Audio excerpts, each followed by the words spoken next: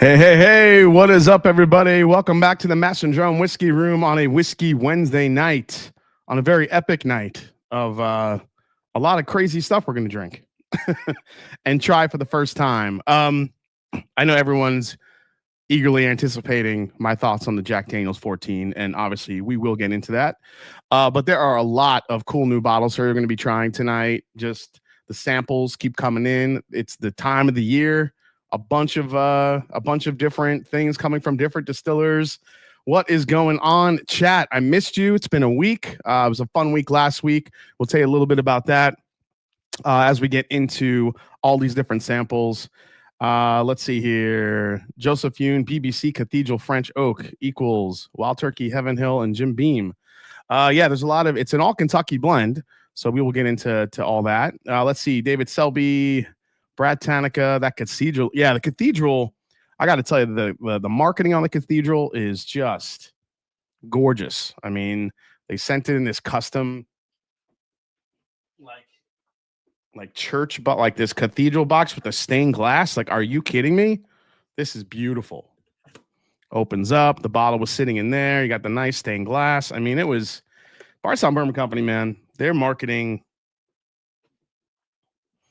I mean, it just makes you want to buy the stuff. It really does. I mean, that's the point of it. Looking forward to your cathedral review. Yeah, we're going to get into all of that. Ken David, Driftless Glen, thanks to all those. You had the Driftless Glen in the Driftless Glen in the Glen, probably. Let's go cathedral. Looking forward to cathedral review. Cathedral first, says Chris Hughes. You know what? Maybe I will dive into that one first because I know this is dropping Friday. I think people are like making travel plans to get there Friday. That is one of the whiskeys. I have not opened that one yet. I have tried the Jack Daniel's 14. My official review for the Jack Daniel's 14 will drop tomorrow, but I feel like I'll give you guys some first impressions tonight. I've already had about 2 or 3 pours of it, so we can kind of go through all the different tasting notes for that as well. And the conversation we had with Chris Fletcher about the Jack Daniel's 14, which is pretty interesting. So we'll get, not only will we get into all these different bottles, we'll get nerdy because I have a ton of news to get through, including an announcement of my own label that I've been working on for the last year and a half, maybe 2 years or so, called Drum Key Spirits. I don't know if you guys caught that in the news the last couple of weeks, but yeah, it's been a busy 2 weeks. So before we dive into everything, let's say hi to everybody in the chat here. We have Todd Ritter in the house. What's going on, my good friend Todd Ritter? That Bardstown looks interesting. Yes, it does. Joseph Yoon, is it worth driving 10 hours total for that Bardstown bottle? Let's find out. Well, that's the real trick, isn't it? EJ is here. What's going on, EJ? We got Antoine. The Bardstown brought me back to Catholicism. That's not the first thing I've heard about that, or the first joke I've heard about it, which is pretty funny. William Wiley is here. Ben Chrisman is in the house. Nathan Jurgensen. He's got Sagamore Bottle and Bond 7-year in the Glen. Very nice. That's a very crushable whiskey, by the way. Randall Erickson is here. HD is here. We got Joey B in the house. We got Boomer RW. Bet he's going to make us wait to the end for the JD. I won't make you wait that long. I promise, man. 96 Milli Man. All the new bottles. Cheers. Ham Turkey is here. Petey Scotch night for me. It's kind of the night for it. The Bardstown French Oak has me wanting to drive south. Cheers, everyone. Mike Bertini is here. Good evening, everyone. 13 Colony, my sipper for the first round. Forgot how good it is. Yeah, I got that new 13 Colony bottle. We were going to try that one, the maple finish. We'll get into that one. Sandy Cheem is here. 4-Leaf Whiskey. What is going on, Stacy? Nice to see you as always. Mentalist is here. We got Roger Reese in the house. Jason Cruitt is here. What's going on, Jason? We saw Jason in down in Missouri. Over at, Iowa, at Cedar Ridge. We were at Cedar Ridge last week. It was crazy. David Voth is here. Yep, everyone's excited. Roger Reese. Well, got to see Roger Reese, too. Nice to see you as always. Michael Speakerman in the house. Let's see here. Russ Ellis here. Patrick Grelick is here. We got all we need is a 15-year-old, and we got a bourbon flush. Travis Robeson. What's going on, my man? There goes the neighborhood. That's right. Tonight's crazy. Brandon W. is here. We got average Gun Guy. Let's go, baby. We're about to. Bowling God is here. We got, let's see, Top Jimmy. What's going on, my friend Top Jimmy? Trevor Kunkel. Trevor Kunkel's hanging out. Nice to see you, man. Mauricio Pastanes is here. Cheers, all. Nice lineup. I don't know why I love seeing your name each and every Wednesday. Mauricio Pastanes. I just love it. Brings me back to my Bronx days. Slapshot, what's going on? David Voth, will you be trying both the 14 and 12 year? I actually have the 12 year in my glass right now, so I'll break down the 12 year here a little bit. Randall Erickson said hi to you. Say, who else is here? Mike Daly, the bourbon coach is here. Can't wait to see the reviews on the JD14 and Barton Cathedral. That's right. We're getting there. We got Truman. We got Dr. Sped is here. What's going on, Doc? He's got some Jack 12 in the glass tonight. All right, perfect. Let's see. Jeff Perkins is here. What's going on, Jeff? Nice to see you as always. Everett Jarvis. What's going on, Everett? Everett is the curator of tonight's blind tasting, so that should be a lot of fun. David Behrens is here. I see those. Yeah, we got some Whiskey Tree, new brand, blended by the master herself, Nancy Fraley. Can't wait to get into those. JG is here. Isaac Camacho, Ernest Stevenson, Tim Cornet is here. Johnny Dean. We all want to hear that JD14B. We will get there. Nathaniel Blecker's here, or Bleecker. Bardstown Bourbon Company. Man, a lot of people just shouting out what they want me to drink first. Russell, wife and I are sipping on a sample of Boulder Spirits Cast Strength. So good. Cheers from Middle Tennessee, says Ford Michael. Sweet Cindy is back. Bush Light, later Woody Creek Rye, 130 plus proof. Damn, Sweet Cindy. Mark Body's here, having a donut with the show. You got to have a donut.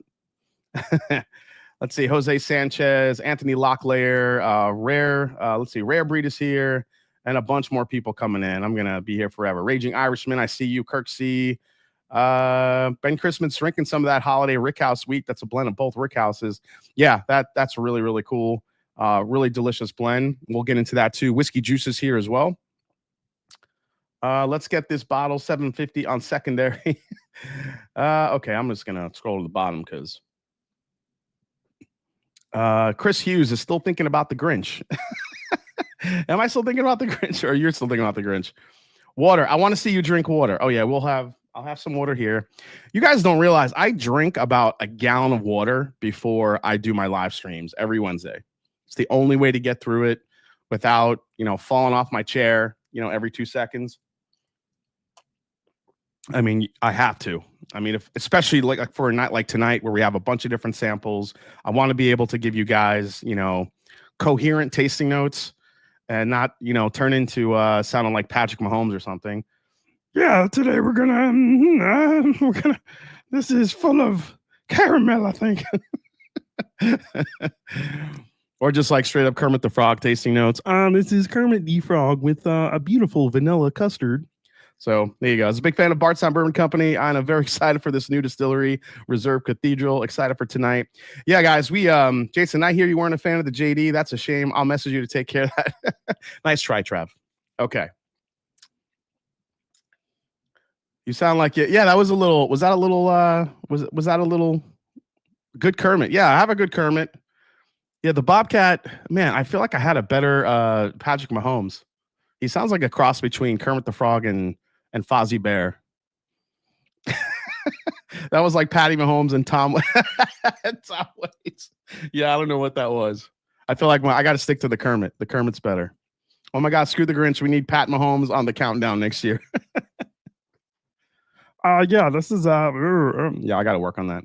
First in line at the JD14 drop at the distillery on Monday, says Hugh Wood. Oh, you were first in line? Damn, dude.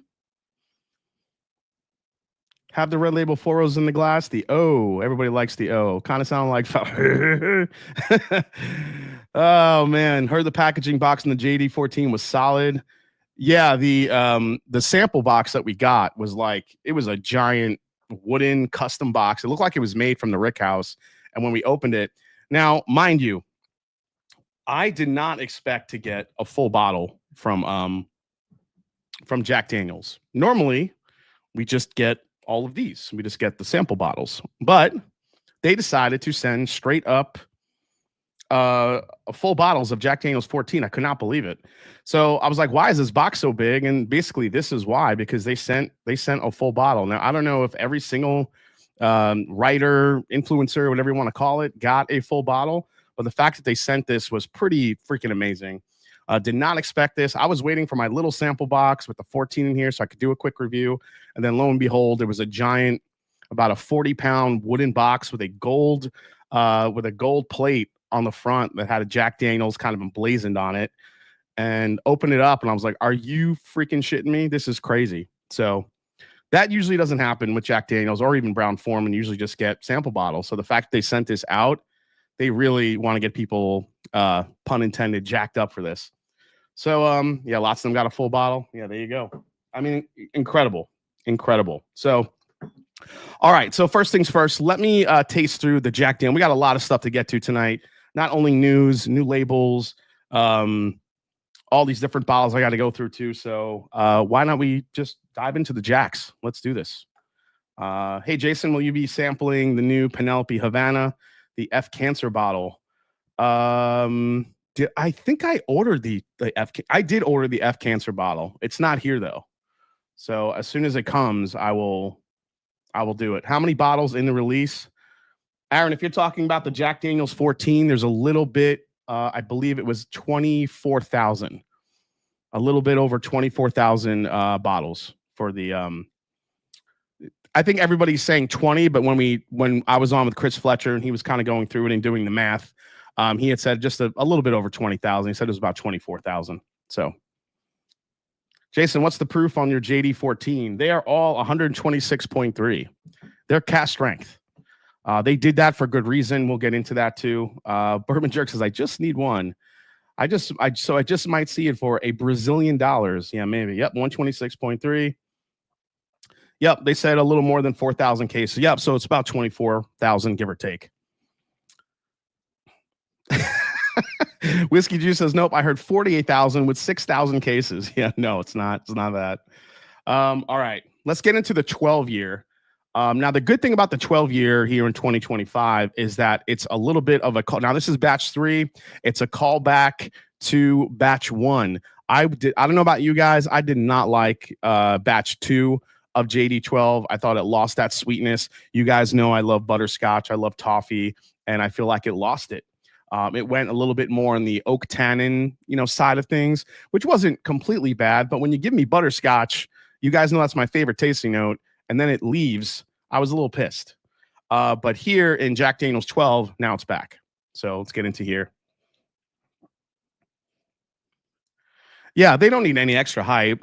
And honestly, guys, my review tomorrow, it's everything you're going to need to know about all 3 of these. And I don't really like to, drive up the hype train. So when you see a lot of videos out there saying the best release of the year already and all this stuff, I mean, I get it. I understand, like, people want clicks and stuff like that. And I think, for some people, it might be the best release of the year. And who knows how it does down the line as we get towards the end of the year. It is a fantastic release. I will not lie. But I'm also, when it's so early in the year, you don't want to call things out so crazy. But I do break down, every single flavor I'm getting, the differences, and why I actually do think the 12, some people might favor over the 14. And we'll talk about that here right now. So, yeah, the hype train is already loose on this. It's raging down the track. I thought butter was my favorite note. Yeah, butter pecan, butterscotch, all that stuff. All right, so Jack Daniel's 12. So I did, I do have the sample bottle here. I'll just put that right there. All right, we already have 420 people in the chat. Guys, run up the like button, please. Run it up. Please hit that like button, mash it, smash it, whatever you got to do while you're hanging out. I really appreciate it. It's definitely the channel seems to be on a really nice trajectory. And I think 100,000 is coming soon. So we're really excited there. So I really appreciate it, guys. What's up, Tommy from Indy? All right, so nose here on the Jack Daniel's 12. Now, again, this comes in 107 proof, and I believe this was going to be $89.99 or 100. Is it $99.99 or $89.99? I forgot the actual. Let me pull up the price here. I believe it was $89.99, but I don't want to get that wrong. So the 10-year. The 10 years, I'm sorry, the 10 year is $84.99. The Jack Daniel's 12-year is $94.99. And this is all 700 milliliter bottles. And the Jack Daniel's 14 is $149.99. So there you go. Okay. Yeah, it's going to be unlikely we see it for MSRP. But here's the thing. Well, let me get into this first. So yeah, it's amazing. I'm not going to jump into the 10-year. You guys will see the review tomorrow, but the 10-year has a lot of like cherry Jolly Rancher in it, but it also has a kind of a rich finish, just like regular Jack Daniels. It's got like that. What do I call it? The trail mix. It's like the trail mix with the banana chips. That's what I always equate Jack Daniels to, and I feel like it has that. A good amount of that everywhere. So when you kind of get into that whole part of it, when you get to the 12-year, it's all of a sudden like an elevated sweetness that you get, which is it's a really interesting progression when you get to the 12 and then to the 14. So the 10-year, if you like the regular Jack Daniels profile, but you want some cherry Jolly Rancher on top of it, that's what basically the 10 tastes like. It's all cherry up front, and then it finishes with like that quintessential banana bread, banana trail mix type of flavor profile. What is blinking right now? Oh, I'll turn that off in a little bit. Okay, yeah, something's blinking. All right. Now the 12-year, all of a sudden the cherry disappears, and now you're getting into vanilla icing, almost like a buttercream frosting, a little bit of a butterscotch note. The cherry is gone.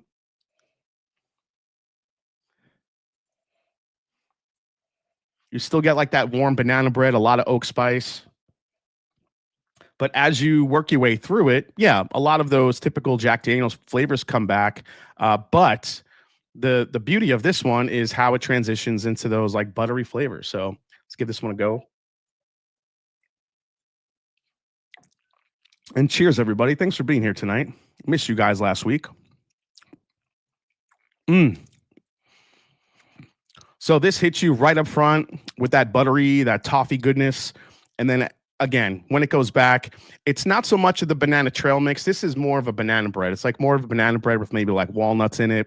It's got a good mouth coating here. Again, the 107 proof point really gives you a nice little spice on the back end. I think it's a tad bit of it gives you just like a hint of like a tobacco leather. It doesn't really go fully into that like the 14 does, but it does give you just enough of it to let you know there's a good age profile here. But I do think the transition from the 10 to the 12, it's pretty unique how it goes like from cherry and banana bread, and now we're going into like toffee and oak spice and a little bit of tannin with a little bit of like a fresh banana bread, which is interesting. But again, this 12-year for 2025 kind of takes you back to what it was when it first came out, the first release, which was one of my top whiskeys that year. So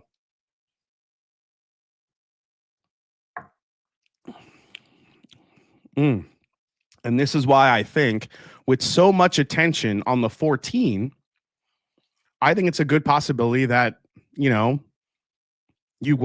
everybody watching might have a good chance to pick up the 12-year, which could be a more favorable whiskey to some. And I'll tell you why, because the 14, and let's pour a little bit of that. One's going to make you guys wait too long for this one. Again, my full review is coming out tomorrow with all the details, all the little tidbits and the history points that you need to know. I get, a little nerdy about it, but love you, my Jack single barrel store pick. Had my banana honey peanut butter sandwich with a serving of bananas Foster over creamy vanilla ice cream. Bring on the Jack. Damn, Wayne, that sounds good.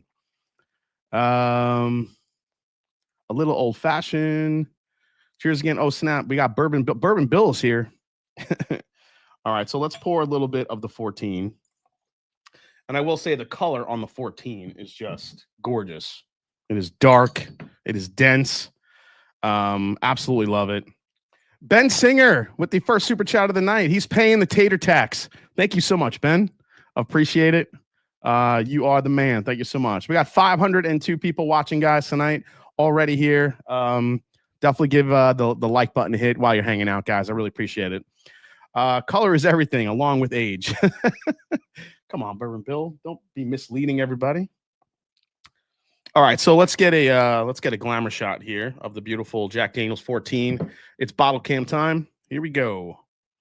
There it is, folks. There's the beautiful Jack Daniel's 14. As you can see, the details here, 126.3 proof, batch number 1. And then as we get to the back here, You have a nice little gold emblem with it says batch 1 as well, with the Chris Fletcher signature on the back. So there you go. Now, what I can tell you, and again, you'll see this in the review tomorrow, but basically, now I was at Jack Daniel's a couple years ago, and I got to talk to the historian, their kind of in-house historian at Jack Daniel's, and they showed me a pricing sheet of all the old school Jack Daniel's, bottles and age statements that they used to sell pre-prohibition, and it went 10, 12, 14, 18, and 21. Now, what was crazy is that you see he was selling gallons of this stuff for like, a few dollars, and which back then was a lot of money. But to us, we were like, yes, please, I will take all of that. But just the fact that he had 21-year-old whiskey way back when was incredible. So what Jack Daniel's goal is to recreate those old age statements. Now, they did post this picture. I believe I have it in here. Yeah, here it is. They did post this picture. Now, that's an actual 14-year Jack Daniel's bottle that they had found. That I think it was an old employee that actually had this bottle, and they found a little bit of it. It was sealed, resealed. I'm not really sure what the condition was, but it was their goal to kind of recreate these age statements. So they recreated the 14-year. And if your next question is, are they going to recreate the 18 and the 21 year? Yes, that is their goal. They want to bring back all those age statements down the line.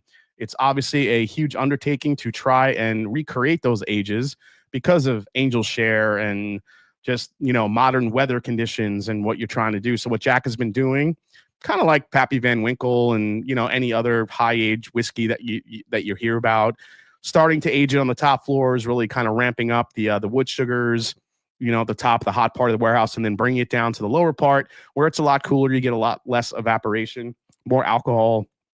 More alcohol is kind of, water isn't evaporating as much and not driving up the alcohol. You bring it down to a lower temperature or a cooler temp. And then, that's why at 14 years, it's only 126 proof. Because I think people thinking, it's like going to be like Coy Hill, like 140 proof. How come it's not that high? It's because they brought about 1,000 barrels all the way down to the bottom of the rickhouse. And that's basically, how you control it. Now, the 14-year, the 14-year on the nose goes to a much darker place in a good way. It gives you a molasses black strap rum type of profile on the nose. Yeah, the 14, the color on this is it's incredible. Look at how dark it is. It's beautiful. And then, so that molasses, almost maple rummy type of note that you get, it transitions into kind of a dark chocolate. Man, that molasses note, that sweetness is just so intense on the nose. But what you also pick up is a lot of barrel char and barrel smoke. There's a smokiness there. There's a smokiness level to this whiskey as well. I think just from all the years it aged, I think it picked up some of that barrel char in here. And I think that's actually part of the entire experience, even on the palate, which we'll get into here. But the front of the nose, man, it is just, like I said, it's just all sweet.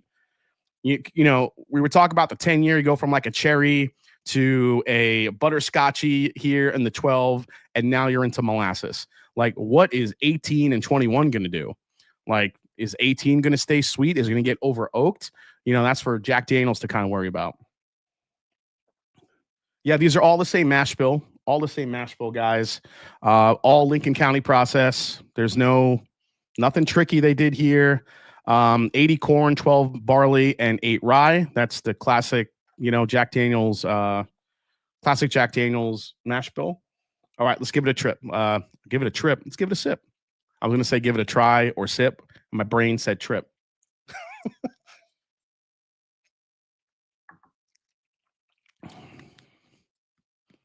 What's up, Big Rocco? Oh, nice. Rocco, crack open that bourbon, man. Oh, man. So the palate, again, it goes from molasses to chocolate, dark chocolate, like a bitter dark chocolate. And then it transitions into this little note of smoke. And then the back end of this is it's a straight up cigar.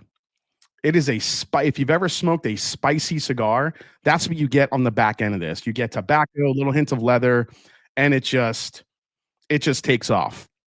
It gets down into a little bit of a drying aspect on the back end as well. But man, it is so good. Does this stack up to in Russell Reserve 15 or Russell Reserve 13 level of LE releases, if you catch my drift, says Max. Yeah, that's kind of the question everyone's asking already. You know, Wild Turkey, as much as I love them, they just kind of like screwed up every single release now because everyone wants to compare it to Russell's Reserve 15. And here's what I'll say. While I don't think this has the finish complexity and the overall, I don't think it gives you the overall flavors that the uniqueness that you would get in a Russell's Reserve 15 or even like a George T. Stagg.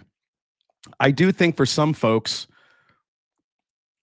it could be in the conversation. And I think we will do a little comparison here tonight. I mean, why not? We're here.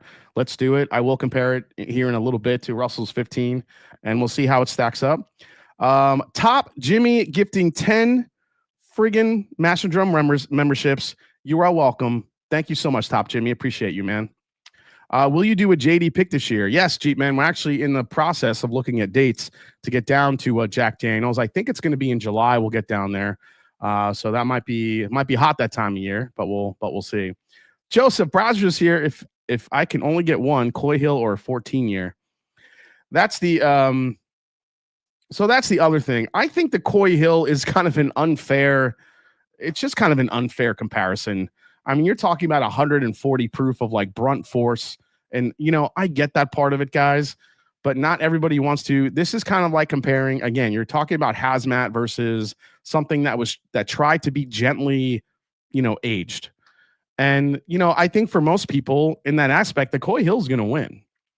While this is really delicious, if you start comparing to Coy Hill, the Coy Hill is just going to blow it out of the water just because of how much in your face it is. Not for everyone, but I think for most folks, especially whiskey enthusiasts. But there's some magical things happening in the Jack Daniel's 14 when it comes to that sweetness. I've never really had a sweetness this intense with Jack Daniel's, which I think is really incredible. I don't think I've ever gotten molasses like this or like these blackstrap rum notes on this. I think I still have a little bit of the Coy Hill sample left over there. I have it somewhere, I think. I never got a bottle of the 2024, but you know what? I have this. This is essentially the same thing. I could compare it to this little fireball. So we'll do that here in a second. But just to kind of wrap up the tasting notes here for the Jack Daniel's 14, guys. Again,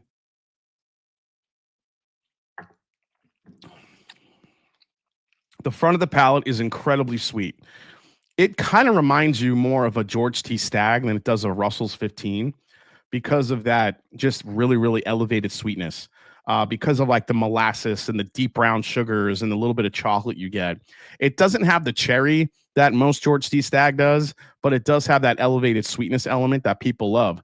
The difference here is the finish on it because it transitions from this super, super sweet type of experience, and then it just leads into like a chocolate dipped spicy cigar on the back end. A little bit of smokiness. The finish on it is great. It leaves a very, very long peppery spice just sitting on your palate, which is awesome. And I think it's just an incredible release. Unfortunately, this will be marked up everywhere. The hype train is going to be alive on this one. Is it? Well, I don't want to kind of give away everything I talked about in the review, but you'll see, you know, the review tomorrow with everything that I say, you know, of course, in the final breakdown. Would I be willing to pay for this? What I think, you know, I do think it's a great price point. Jack Daniel's always kills it on the price points. $150 for a 14-year whiskey. You know, that's cast strength. I mean, that's all we can ask for. Just a decent price point with really, really good whiskey, and that's what the Jack 14 is. Unfortunately, people are going to go crazy for it. But if you don't like those smoky, spicy flavors, especially on the back end of the 14, it does have a lot of sweetness, though. it might, like I said, it might be an opportunity for you to grab the 12-year, which gets back to the batch one, which is butterscotchy and toffee, and definitely a little bit of a sweeter approach to Jack Daniels. So, yeah, so there you go. Hoping to get both in 12 and 14 this year.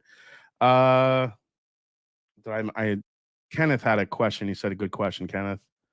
Hey, what's going on, Black Bourbon family? Yes, it is 107. Somebody said Kenneth asked a good question.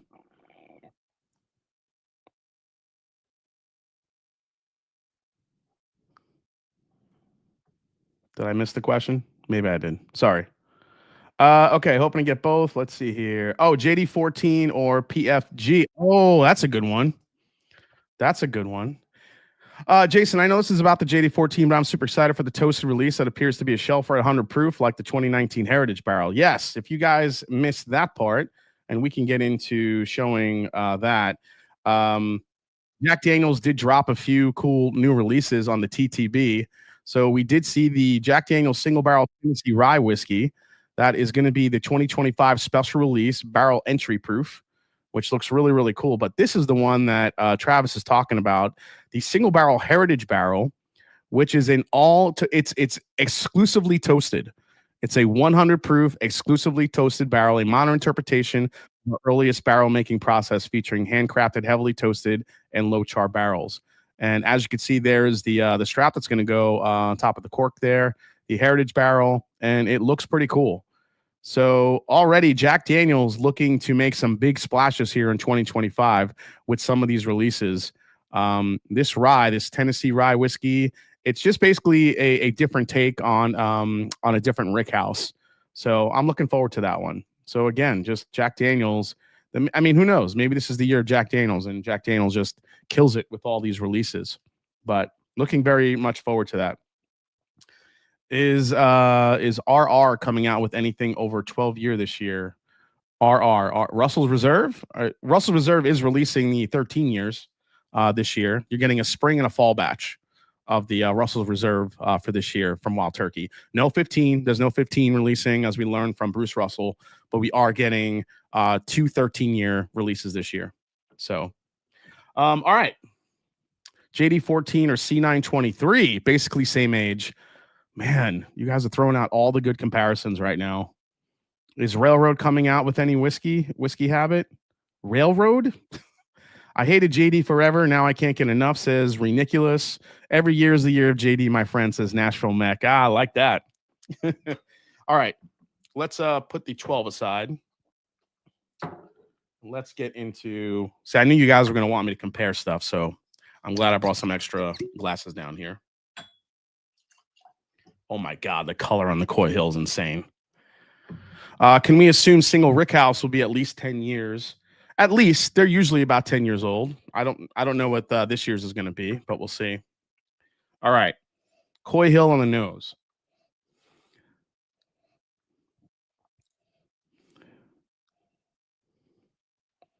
But it's made in Tennessee. It's not Kentucky bourbon. That's very true, broski. Yeah, color on Coy Hill is pretty ridiculous too. I mean, it is so dark. You gotta love it. The JD14 versus, I know you guys are gonna kill me with the JD14, so you guys are gonna already like blow up my palate here. But I won't drink a ton of this, but I will give you the differences on the noses here.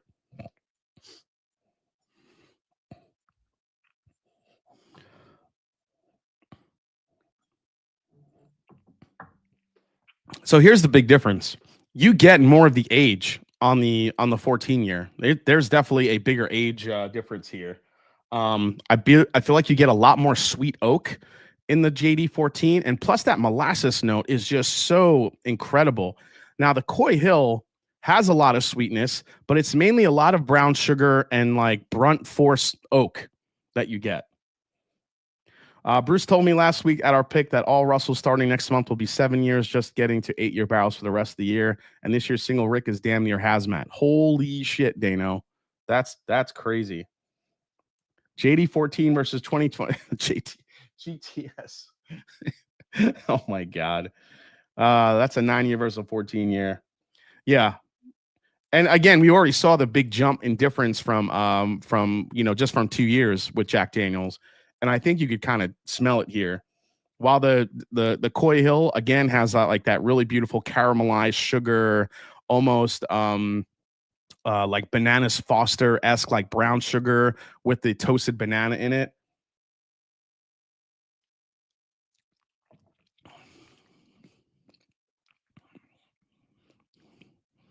I feel like also in the Coy Hill, I mean, you could taste that ethanol. It's like liquid barrel char, just like in the glass. That's like really, really sweet. When you compare it to the 14 year, God, the sweetness on the 14 year it's just elevated. It really is. The fact that it gets to a molasses type of flavor profile.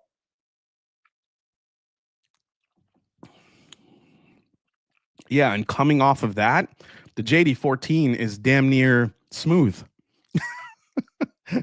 I hate to use that word, but it is. It's like, man, you come off Coy Hill and all of a sudden JD14 is just like it's like drinking Bottle and Bond. My golly. Woo. JD14 sounds like Knob 18 Whiskey Habit. I think in some aspects, maybe, but I think there's more sweetness in the Jack Daniels 14 with that molasses note. What is the MSRP on the 14? $150. We're already seeing it on secondary. The first bottles that went up after they dropped it at the shop. It was the first bottle I think I saw was like $700, $800. I mean, just insane. Guys capitalizing on the first bottles on the the market, trying to get that FOMO out there. But since then, it's dropped to about $400 to $500 now. I don't know if those prices will hold steady, but we'll see as the hype train gets rolling on this. But okay, so I'm gonna put away the Coy Hill because that's gonna blow my palate out. My Coy Hill proof is 140. No, I'm sorry, it's 153.2. 153.2, my little fireball. So if I love JD single barrel proof, is JD 14 going to be my thing? I think that's probably the big question. You know what? If you're drinking Jack Daniel's single barrel proof all the time, I don't think the 10 or the 12 year is going to be enough for you. I think the 14 is going to be the way to go, to be honest, because I just don't think at those proof points, 10 or 12, is going to hold your attention enough. The 14 has enough of a. The big difference here, though, the single barrel proofs being that they're 6, 7, 8 years old, if you're lucky. Again, it's a lot more of a brunt force of flavor that you get. Because it's not as old. You got to, I mean, guys, there's something to be said for aging the whiskey here. And I know people just want that full force of flavor. And I get that part of it. But there's also something to be said that's well aged and layered. I can tell you this Jack Daniel's 14 is one of the most layered Jack Daniels I've had. I have maybe only had 1 or 2 barrel picks that have gotten somewhat close to this, but those are very few and far between to get something this good. So I would say if you really love Jack Daniels, you're a huge fan, try to get the Jack Daniels 14 if you can. Again, it's going to be a pain in the ass. I get it. It sucks because the flippers are going to scoop all these up. They're going to be waiting online. It sucks. So let's see here. Cheers. 570 in the chat tonight, guys. Hit that like button while you're here. Bruce also said the Russell 15 was 158. Yeah. Yep. Yeah, Dano, we talked about that on the you should have the fire department on standby. Yeah. Yeah, basically some of those high proof barrels that they used at Jack Daniels for the Russell's 15 were damn near 160 proof, which is insane. I don't think I've seen a a Wild Turkey that high. All right, I'll do one more comparison here with the Jack 14 before we stop the comparisons. What do you guys? Oh, Russell's 15, right? Let's do the Russell's 15 comparison.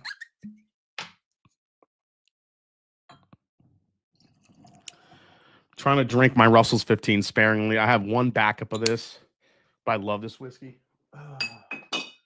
Just love that bourbon so much. JD14 probably 450-ish on secondary now. Yeah, that's probably about right now. I think the original hype just kind of died down a little bit, but it's still out there.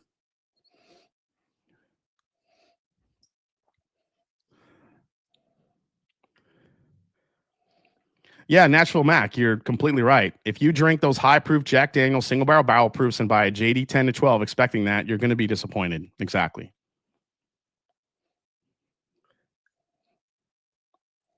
Oh, man. The Russell's 15 just has a different sweetness. While this is molasses, God, this almost gets into a like candied. Every time I go back to Russell's 15, it changes, which is some of the beauty of Russell's 15. I don't think I've ever gotten this note on it before. I'm almost getting like almost like a licorice note on Russell's 15. It's not black licorice, but I think it's like a really rich, like cherry Twizzler type of note. I know I could just say cherry, but it's like when you crack open a fresh bag of cherry Twizzlers. It's kind of crazy. All that oak is there, a little bit of like that dusty oak funk that Russell's 15 has.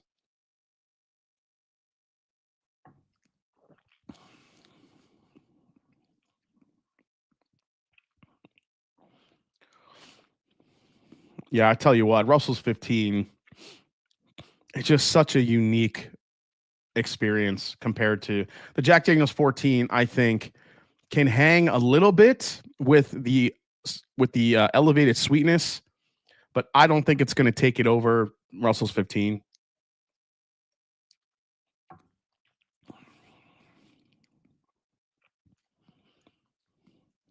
And just that intense, dark, almost just, that Rick Housey, like dusty funk that Russell's 15 has. That is something that the Jack Daniel's 14 does not have.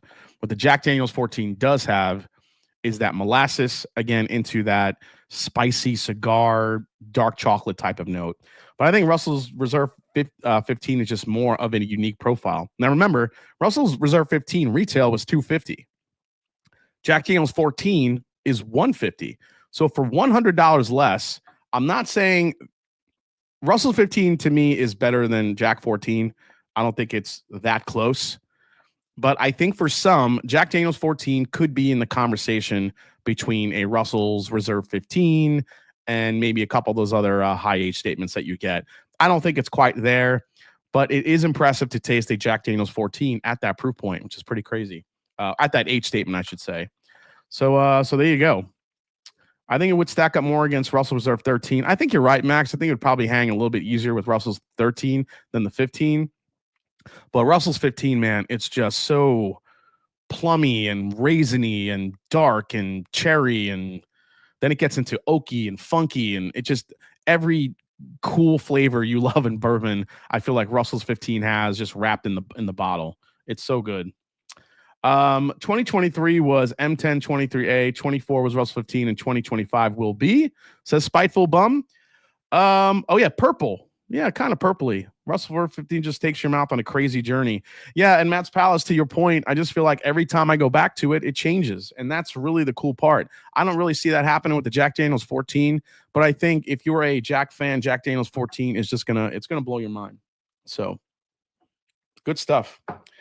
And thank you to Jack Daniel's for actually making it affordable. Whether people at stores and everywhere else keeps it affordable, that's another question. But it just sucks that most of us probably won't see that bottle. So for retail. But yeah. Adam Hinson, I have one backup of the Russell's 15. I want to get one compared to my C920 C923. Yeah, I don't think the C923 actually has the elevated sweetness that either Russell's 15 has or Jack Daniel's 14. But I do think it has like that really rich oaky sweet, that sweet oak profile. I could see C923 kind of hanging with that. But yeah, maybe that's a cool like triple bass episode I can do. Jack 14, Russell's 15, C923. I would break out the C923 guys, but I have just too much whiskey to get to tonight. So if we have time later, we'll see. But it's already 9:48. What is happening? The time is flying already, guys. Got me comparing all this shit.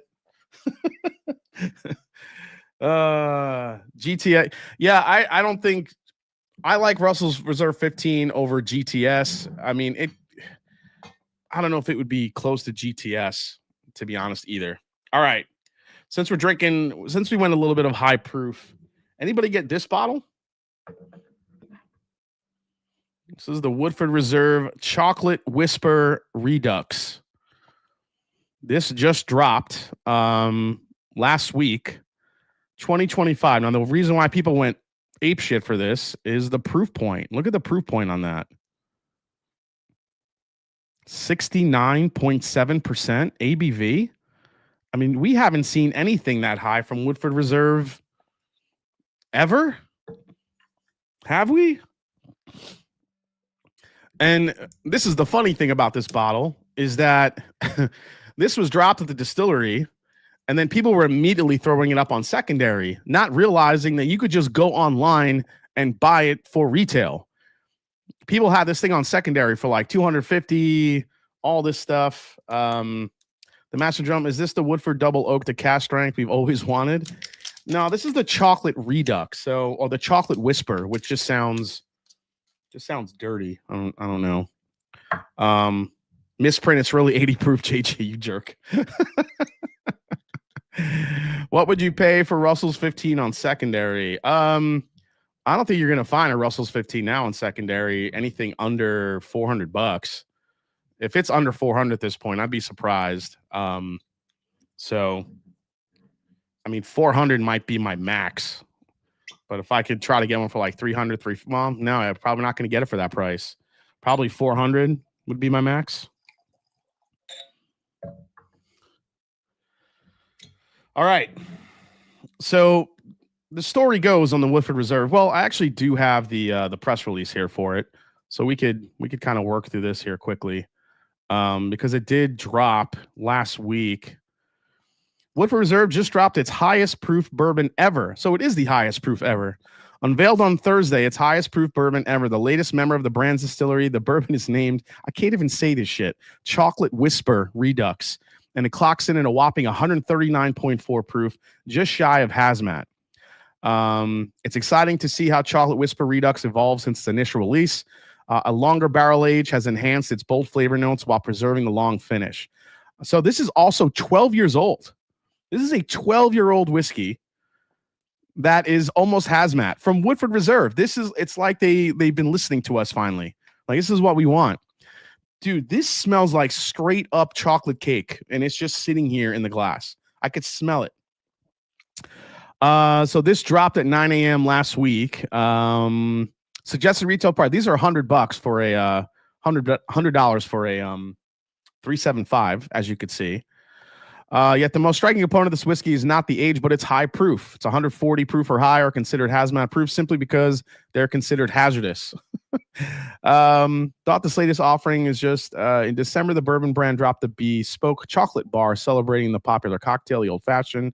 Yep, blah, blah, blah, blah, blah, blah. Okay. All right, let's get to this here.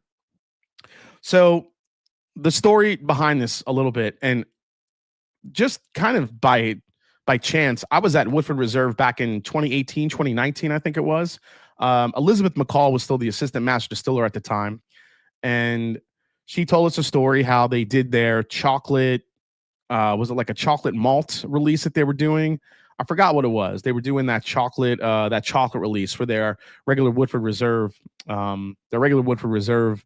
Masters collection at the time.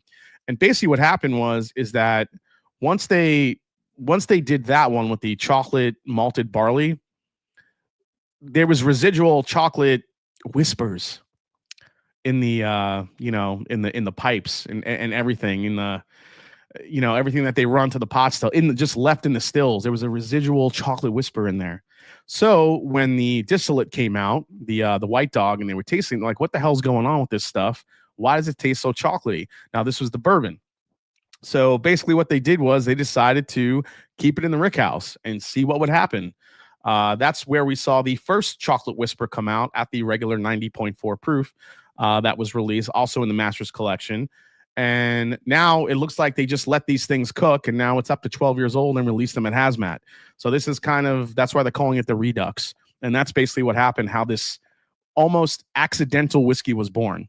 So there you go. That's what it was, the chocolate malted rye, John. That's what it was. After they were done making that chocolate malted rye, they ran the bourbon through it, and it had whispers of chocolate. So let's get into this thing. I was cracking up, man, because it was basically going for like, people were selling this thing for like $300 on secondary. And listen, the Woodford Reserve online store isn't the best because they only ship to like 5 states, like 5 very random states. But if you know someone in Kentucky, you could have just ordered it online and ordered it instead of trying to go on.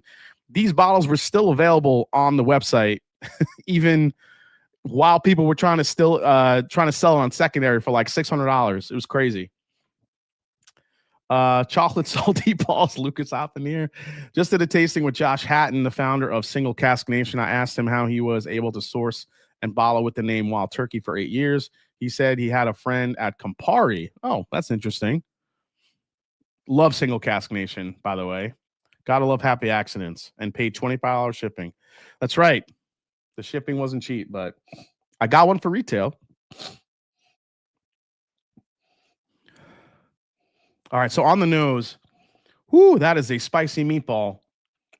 Dude, it smells like straight up hot chocolate. Oh, you know what it tastes like? This takes me back to, you have the milkshakes, but then you have like the malted milkshake, like chocolate malt, the chocolate malted milkshake. That's what this smells like. Kind of takes me back to my youth a little bit, the youths. And it is straight up little bit of a toasted coffee bean is in there, which is not surprising knowing the malt. Can we get a water in here? Yeah, maybe it's more of a Mexican hot chocolate Jose on the palate, but we'll see here. It might be with that proof point. We have the 2 Utes. We got 594 people watching, guys. Thank you so much. By the way, I have my new Match and Drum shirt on tonight. And if you guys, I have the new shirts that are in the shop right now. What's kind of cool is on the back of it, it actually has my tagline. It's not about the whiskey, it's the people you share it with. So I'll drop the link on it, but I could actually probably put up the pictures of it if you guys want to grab a shirt. I just kind of put them in the shop not too long ago. These shirts are going out to my patrons. But I will, let's see if I can get these on here. Will these add? And no, it says I have too many photos. All right, I'll drop it later, but you guys could see it. You guys could check it out. Actually, let me see if I could just do the one. You guys know what the logo looks like. Let me see if I could just get the back of it up there. Nope, won't let me. Well, let me delete this because you guys already saw the Jack Daniels bottles. So let me throw up. Now I could probably throw this up. I just have so many images from labels from the TTB that I found. So, all right, here's the back of the shirt that I'm wearing. It's not about the whiskey. It's the people you share it with. So if you guys want to grab that, there's a link to the shop in the description of the video. I love the shirt. This one, everyone was asking me, why don't you have shirts that have more of your tagline on it? So I have hoodies also with this on it with the big logo in front. They just came out real nice. So if you're interested, go grab one. Do they come in 3X? Yes, they do, Big Rocco. I think it's up to 5X those shirts are made. 5 or 6X, I think. They go pretty high.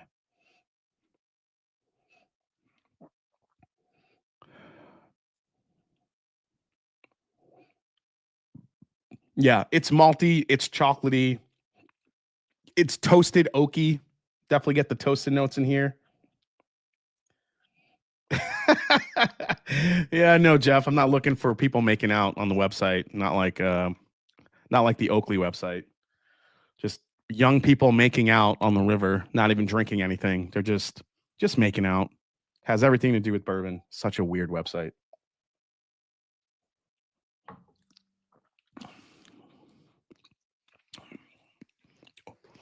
Holy shit. Ooh, there's something tart in there. Wow. That thing is a beast. That's a little chocolate fireball right there. Damn. Woo. It's interesting that you get people excited when you release a bourbon with higher proof. Woodford would do well with this release to get more people into their bourbon. Yeah, I mean, they have the batch proof, Ken. I get it. But here's the difference with this. They tell you it's 12 years old and they tell you it's a high proof. I mean, that's what we've been asking Woodford to do. Give us something age stated. So it kind of sucks that they do it with a 375. I mean, beggars can't be choosers, but at least we're getting something age stated. And I feel like you do get the oakiness here, but this is, man, is that bourbon? Someone mentioned 170 still proof. Yo, it's bourbon. 600 in the chat and only 289 likes. We got to fix that. Thanks, Ron Miles.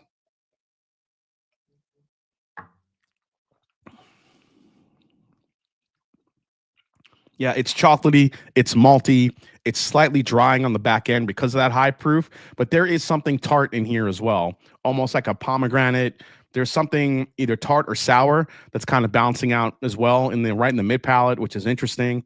But then you get into like a dry toasted oak type part of it. And that 12-year oak does come through, especially on the back end. It's not the most complex whiskey, but for what it has, it's got a lot of it. I mean, it's got the chocolate, it's got the maltiness, it's got that little punch of tart, and it's got a lot of oak on the back end. So if you were lucky enough to get this little beast, it's pretty good. Probably one of the more interesting things I've had from Woodford Reserve in quite a long time. I love that it's 12 years old and we get to taste some of their older whiskey. So yeah, no like banana. I'm not getting any of the brown formany like banana note that you sometimes get. This is just all chocolate, a little bit of a coffee bean. This thing is a little monster. So yeah. Hey, egg rolls here. True. We've been asking for high proof and age statement. Yeah, I mean how's it compared to the Woodford 128.3. I know you love that. Kyle Barron. The Woodford batch proofs, I tend not to go crazy for. It's because I know that shit's like 5-6 years old. And I could feel like I could taste the artificial heat cycled warehousing in it. That's why I don't like them. I did enjoy the 118. It was the 118 that 118 that one year. I thought was probably the best one I had in a little while. That one was pretty good. Yeah, this thing's pretty good. So this is 100 retail. If you see this on secondary, what would you pay? What would I pay to get this? If I had to. I don't know. It's because it's like Woodford. You don't know if you'll ever see this again. Are we ever going to get an age-stated whiskey like this at a high, with that high of a proof? I don't know. I'm thinking that if they see the reaction to this now, maybe we will see more of this stuff. So it might be worth paying another $50 to $100 to get this. I wouldn't pay $300 or $400 for it. I don't think it's that layered to pay that much for it. However, it's kind of like a cool little surprise unicorn bottle that we got here in 2025. And from all places, Woodford. Who would have thought? Thank you. Thank you for that, Woodford. Love it. All right. Man, that thing is so chocolatey. It's the chocolate whispers are just everywhere right now. Just all in my ear. All the whispers. Do we know how many were produced? Let me see if it says in the press release how many they made. Yeah, actually, yeah, flavors of coffee, chocolate. Yeah, there's a good amount of coffee in there too. It does not give a bottle count, unfortunately. Does not give a bottle count. But knowing Woodford, I know they had a shit ton of this stuff, so there might be a good amount of it. I don't know. But again, being 12 years old, you don't know how much angel share factored into it, into how many they have. There's a lot of kind of factors that's kind of going through there. So I don't know. Whiskey boom for premium spirits started around 2009. Only took Woodford 16 years to figure this out. I can. The chocolate's talking to me. I could hear the whispers. All right. I mean, I don't even know if I want to drink this now because it's going to come off flat. But I am interested in trying this. Okay, so really quick, kind of quietly, Bullet dropped a bottled and bond bourbon that it's their own distillate. So let me go back to this here. Well, that's not it. Where is the bullet? Not that a lot of people care about Bullet, but Bullet just dropped its first bottled and bond bourbon. Bullet Frontier Whiskey announced the launch of a bottled and bond bourbon on Tuesday, and I'll throw up the quick photo of it here because it's kind of a far photo, but there it is. You know what? I'm just gonna get rid of that because I'll show you the bottle. This bottle, this bourbon clocks in 100 proof after being aged in a federally bonded warehouse and distilled by a single distiller in one distilling season. It's $60. Wait, well, hold on, wait. Bullet has been dropping some. Oh, never mind. It's not $60. Let me see what this is. It's $54.99 for a 750 milliliter bottle. So this was distilled in spring 2017 at Bullet's Shelbyville, Kentucky facility. It will be available throughout the United States with suggested retail price of $54.99. So it's just interesting to see. So this was kind of the press release card I got for it. 7 years. So nice little, it's a high rye mash bill from Bullet bonded. So I just want to try this real quick before we get into the cathedral. I do want to taste that cathedral because I love freaking French oak. All right. Let's try this Bullet. I mean, it's kind of a cool. I'll sip on this as I go through a couple of the other news stories. There's not much news out there. Obviously, the Jack Daniel's 14 dropping, this Woodford Reserve coming out of nowhere. That was kind of the big news this week. Also, there was this guy. You guys know this guy? Barrel King, Jason Calori launched Drum Key Spirits. I'll talk briefly about this, but this was a huge milestone for me. I am partnering with Barrel King in order to launch my own brand called Drum Key Spirits. Drum Key Spirits will be exclusively available through the Barrel King Gold memberships and also through my own Patreon. Basically, these will be small batch, single barrel releases or blends that I create. Probably, I think we're kind of leaning like 3 to 4 a year, maybe 4 to 5 if we really start to get going. And everything will be kind of, these will be source barrels, but I am picking the source barrels. So I'll be extremely finicky on what barrels I get. And I cannot wait to start. So it's an exciting venture. I'm really looking forward to it. And you guys know me, you know my palate. I'm not going to bullshit you. If this whiskey doesn't blow my mind or I feel like it's good enough for you to spend your money on it, I am not going to release it. So partners that I'm looking at to get barrels are some of the best people that I've met throughout the whiskey journey. And I cannot wait to bring you some of these great whiskeys. So stay tuned. We'll have right now we're in the middle of kind of, the logo design, the label design, and trying to get a timetable here for the first release. So more to come as the year goes on. But right now I couldn't be more excited to do this. So to all of you watching, thank you, because none of this, and I mean none of this would not have happened without you guys supporting the channel and trusting my palate and all my other nonsense that I talk about. So thank you so much. Really appreciate it. Rich Flimbach, any hints on which distillers? I can't really talk about it yet because there's still, some barrels that I'm looking at that are up in the air right now. I'm not gonna, but believe me, when those barrels hit, I will be very forthcoming at what you're drinking. Congrats, Jason. Beautiful. Glad I'm a BK Gold member, says Bob Glass. Yep, you will have access to it. Want some Drum Key merch? We will have Drum Key merch as soon as the logo and everything else is finalized. You should release some bottles with different laser codes, and certain codes are better bottles. No BS transferred bourbon. A tagline. Yeah, I mean that could be. I should just say the tagline is no BS. All right, let's get into this Bullet here. Man, coming off these other high age beasts, this one is very bright now. extremely citrusy. Coming off that chocolate coffee monster, that malty Woodford, this is like smelling a creamsicle right now. Better news in whiskey couldn't have happened to a better guy or better community. Oh, thanks so much, Top Shelf Dustin. Nice to see you, buddy. Did you pop the 14 yet? Yeah, Nick Foles did that kind of towards the beginning. But if you missed it, I have a full review coming out tomorrow. So if it tastes like peanut water, you won't release it. Nice. Yes. You nailed it, Broski Bear. Nailed it. Thanks so much, Black Bourbon family. Yeah, I can't wait to get started on the project, and I'm gonna get all misty eyed thinking about when that first bottle hits, man. It's gonna be crazy. I can't wait. I have a lot of ideas. Some of them are probably gonna not work, but I think if they're the ones the ideas I have do work, it could be some really amazing whiskey. So we'll see. No, I'm not taking Matt Porter's job. That's separate. Matt is still going to be the one of the master blenders over there.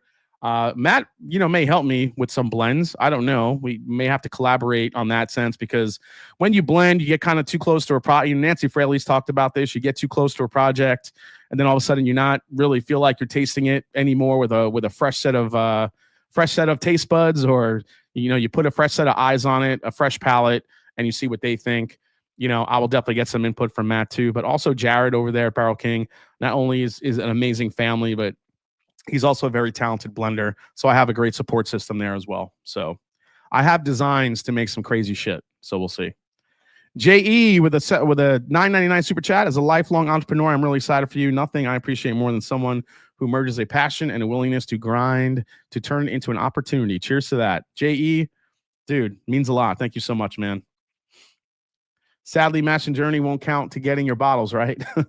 Well, CJ Miller, if you're a patron in my group, you're going to have access to the bottles as long as there's enough of them. It just depends on what the releases are. I'm not creating some sort of other weird tier or anything like that. The people that have been with me for years, that have been a Patreon supporter, you guys are going to have a crack at it. So now if you're in Scott's Patreon and not mine, you will not have access to it, because this is just kind of my thing. So, not getting the licorice from the Russell Reserve 15, but same cream soda, but some cream. Yeah, cream soda for sure. You're not getting like cherry licorice, Paul. That's what I was getting tonight on mine.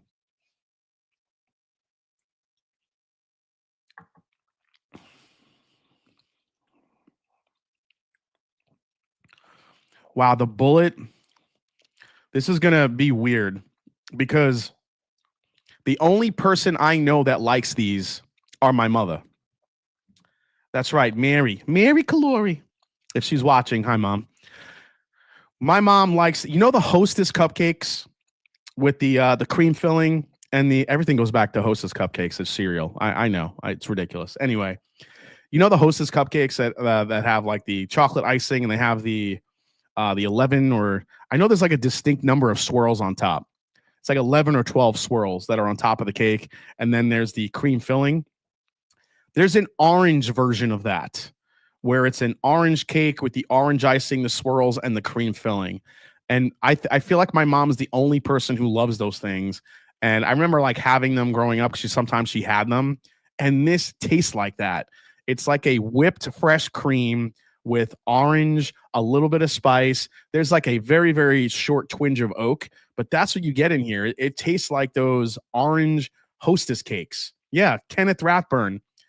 Dude, Kenneth, if you like those Hostess cupcakes, you should try this. I'm telling you. Everyone loves those? I don't think everyone loves those, Nathan. I would venture a guess, chocolate versus orange in the Hostess department. I would venture the chocolate would win handily.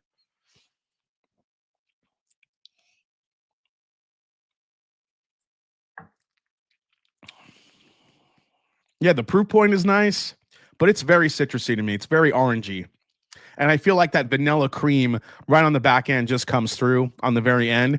This is a nice release from Bullet. It's affordable. It's a bottled and bond, 100 proof. It's 7 years old. Nice price point, or nice age statement, I should say, for it being, less than $60. This is another welcome addition to the shelf. Give us more affordable, good age stated. Now, yeah, it's not 10 years old, but when you're getting close to, you're on kind of the longer side of 7, 8, 9, 10. I mean, you're kind of getting there.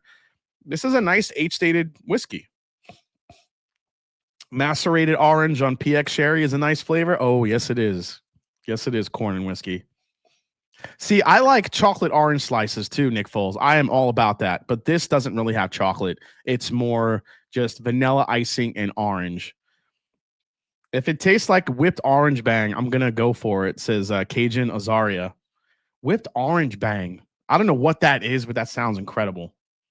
Anytime you put the word like bang bang shrimp, you put bang in it, people are gonna want to eat it.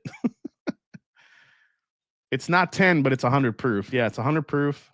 I believe my first BK bottle was M&J Squib Game C1 Bob Glass. Yeah, dude, that was a legendary one. This is a nice little release from Bullet. I didn't expect to like it that much. That's good. It's good. Look, it's not super complex. It's not going to blow your mind. But if you're just looking for, and dude, this could be incredible in an old fashioned, even in Manhattan, with that orange creaminess it has.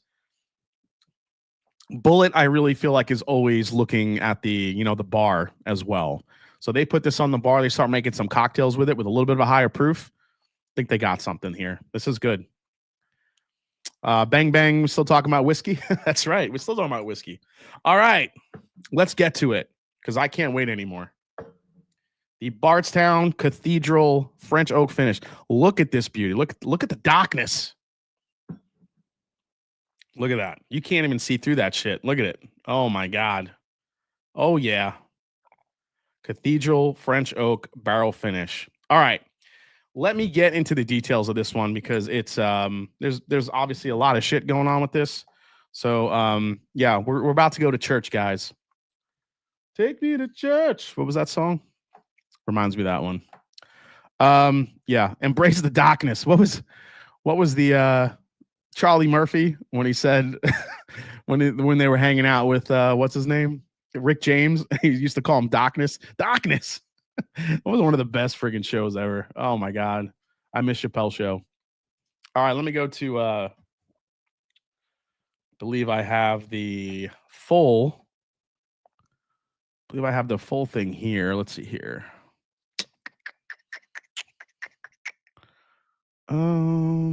Where is it? Bardstown. Oh no, that was oh yeah, here it is. It's out of the embargo. Yay. All right, here's the full release information. All right, guys, so this is what we got for this thing. Bardstown Bourbon Company will again stretch the boundaries of American whiskey innovation with its latest collection of new whiskeys, the Distillery Reserve. The inaugural release, Cathedral French Oak, marries revered tradition with experimentation and will be available beginning on February 28th. That is this Friday, guys. This Friday. With small-scale innovation, this is a lot of words. Let me just jump to what it is. Innovation, Dan Calloway. Yes, Dan Calloway is a straight-up genius.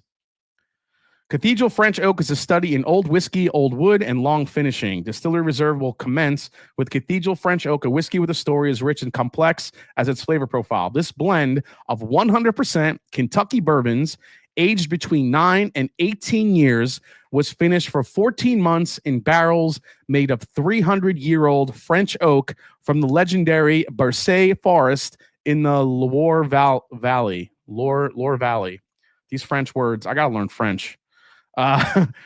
This plot of giant trees planted during the reign of Louis the 14th, circa 1715, was harvested to restore the iconic Notre Dame Cathedral in Paris following the fire of 2019.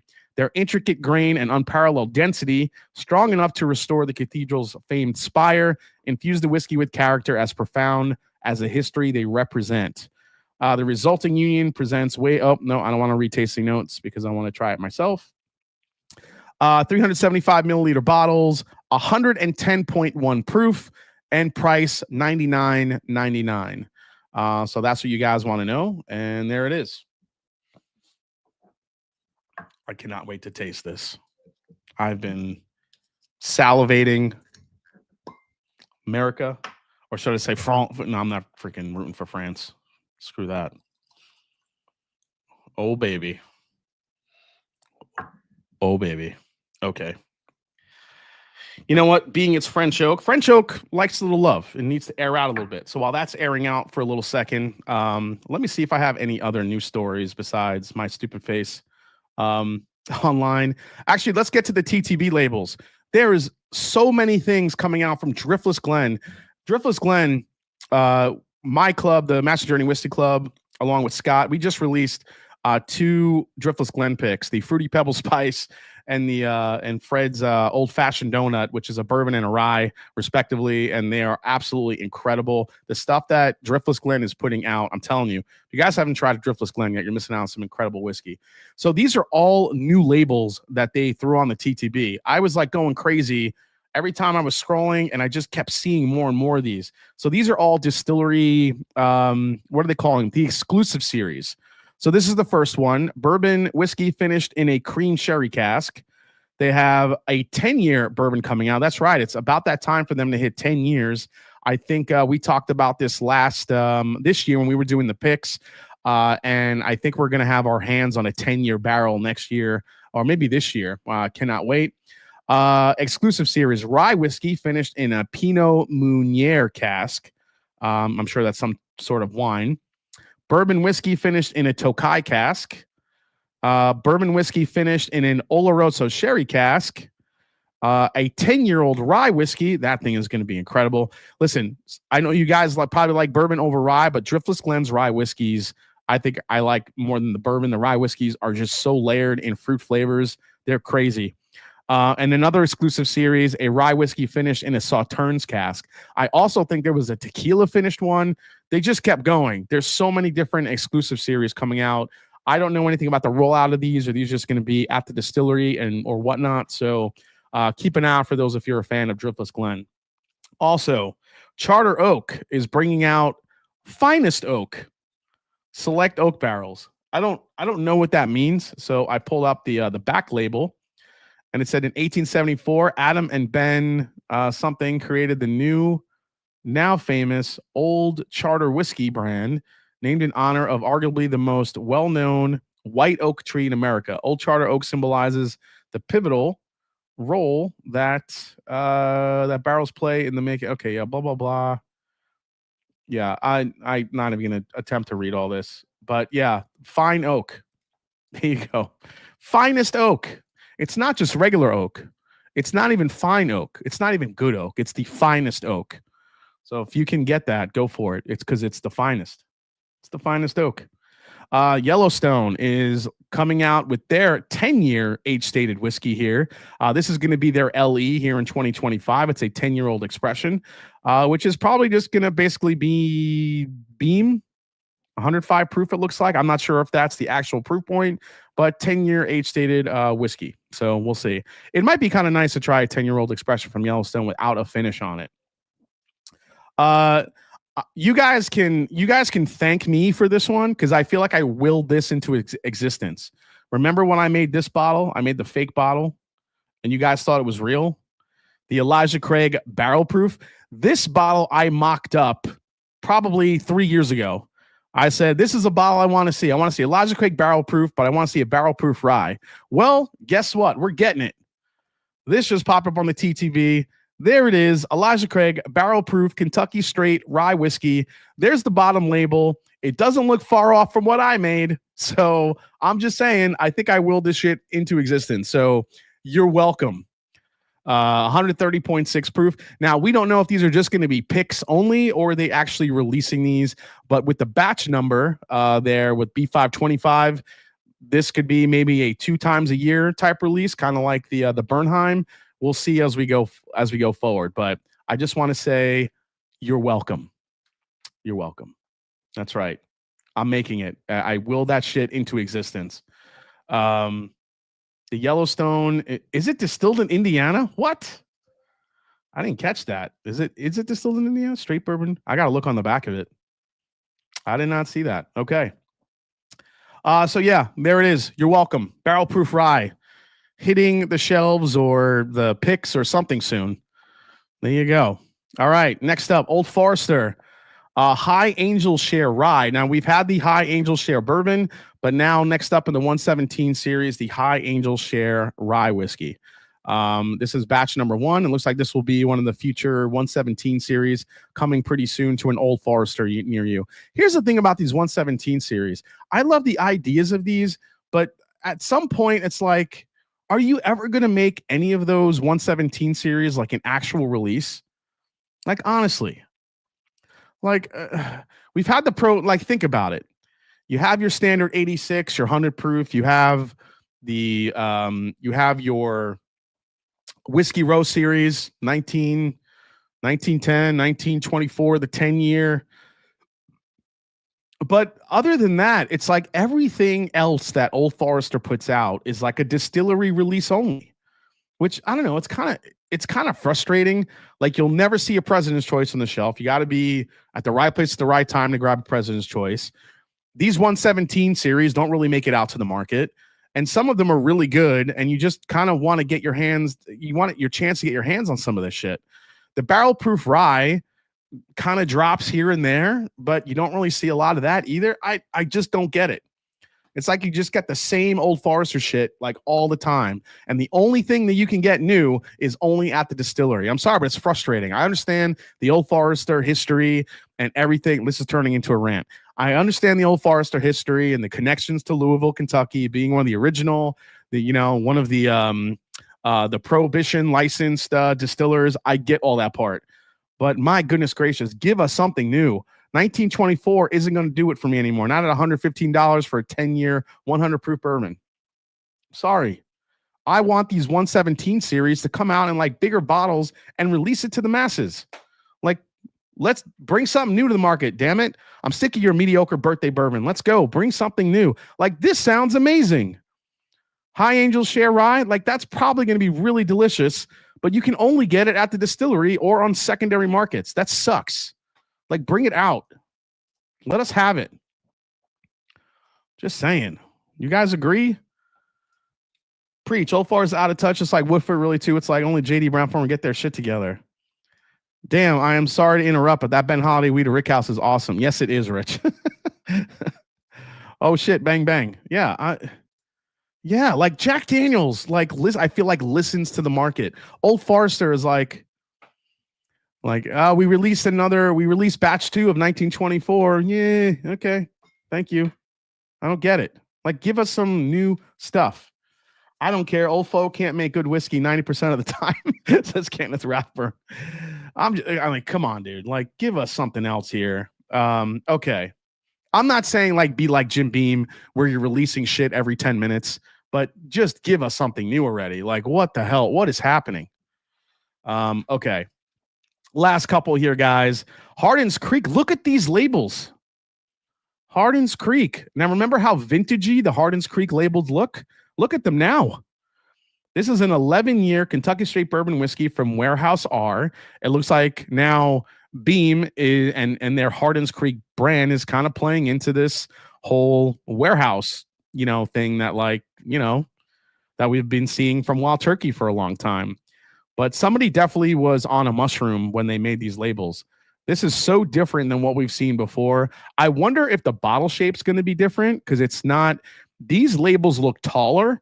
So I'm wondering if now, the Hardin's Creek labels are usually pretty short and stout. These labels look a little taller. So I'm wondering if the actual bottle shape will be different for these. And then we have another one, Kentucky Straight Bourbon Whiskey from Warehouse W. These are this is kind of a more modern take on an artistic viewpoint of the labels, which I really dig this look for Hardin's Creek.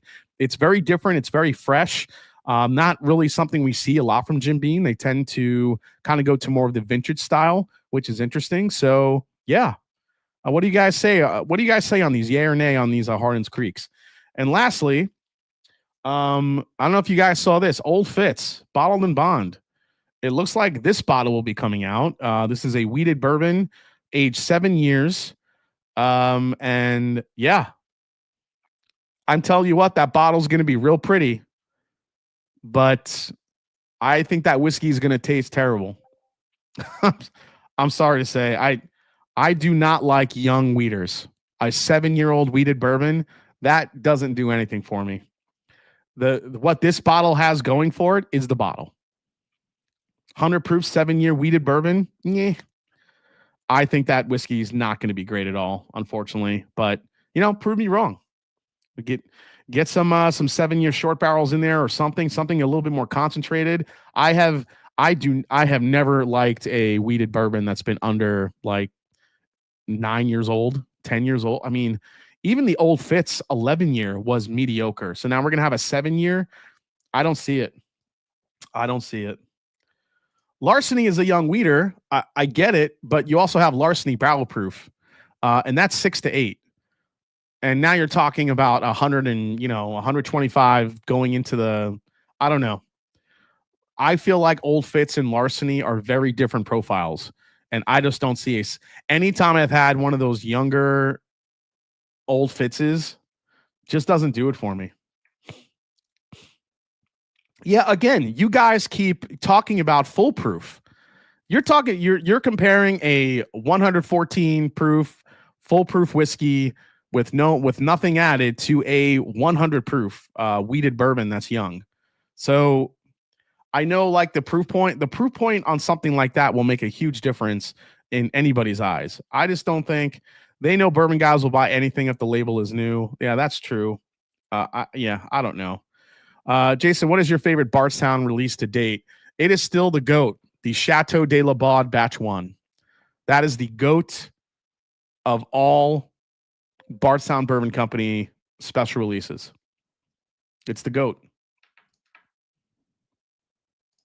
Weller 107. There are days I really love Weller 107, and there are sometimes days I don't love it. I don't know. I just think it's not so much. I mean, yeah, you guys are making good points here. I get it.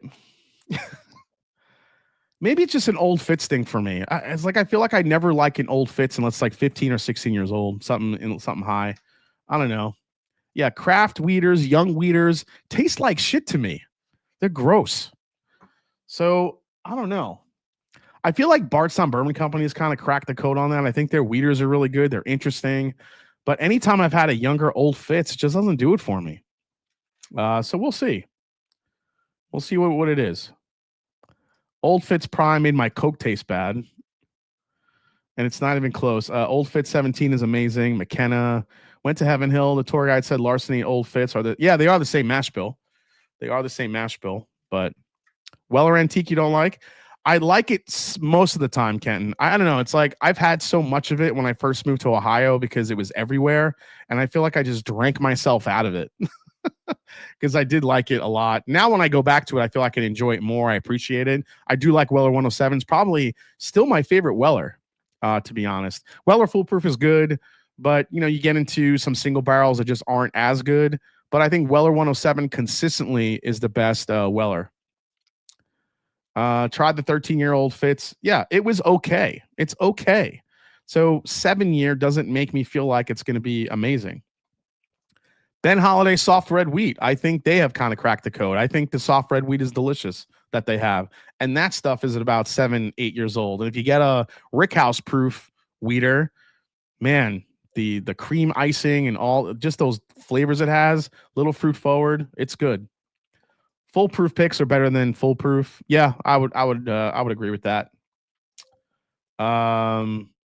So you are only a Millennium kind of guy. I never tried Millennium, so I couldn't even tell you, Travis. All right, let's get into this. So if we're looking at the back of the label here, as far as like the blend components, let me see. I think they're here.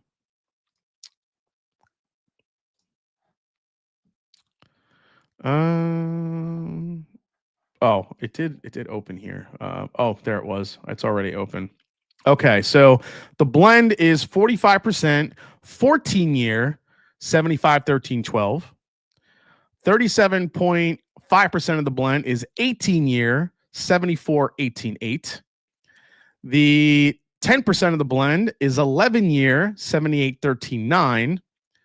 5% of the blend is 9-year, 75, 13, 12. And 2.5% is 17-year, 78, 10, 12. So 2.5% of the blend is 17-year Heaven Hill, which is kind of cool. You got 45% of the blend is 14-year Turkey.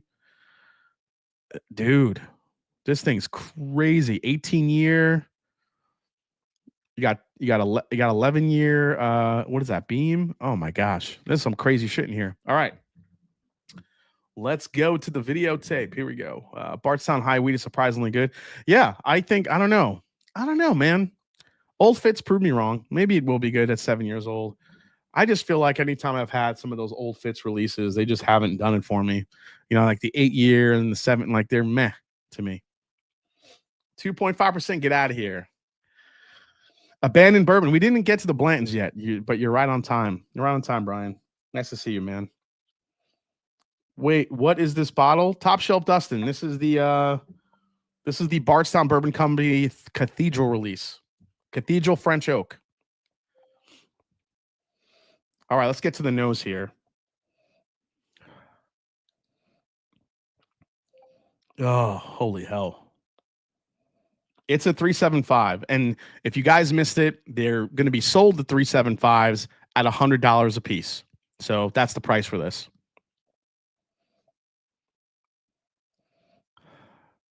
Man, this thing is, yeah, this comes out Friday, guys.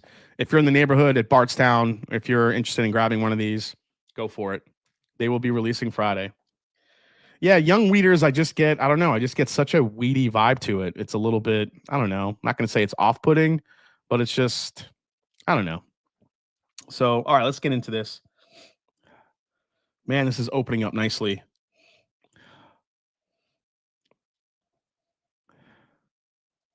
Man, that French oak spice it has. This has a very, very beautiful cherry cinnamon vibe going, little combination. Kind of a normal note you get in some French oak. Actually, a little bit like a cherry cola, I think, too, which is kind of nice. Man, some definite leather tobacco going on here, too. Kind of like that really well-aged combination of flavors.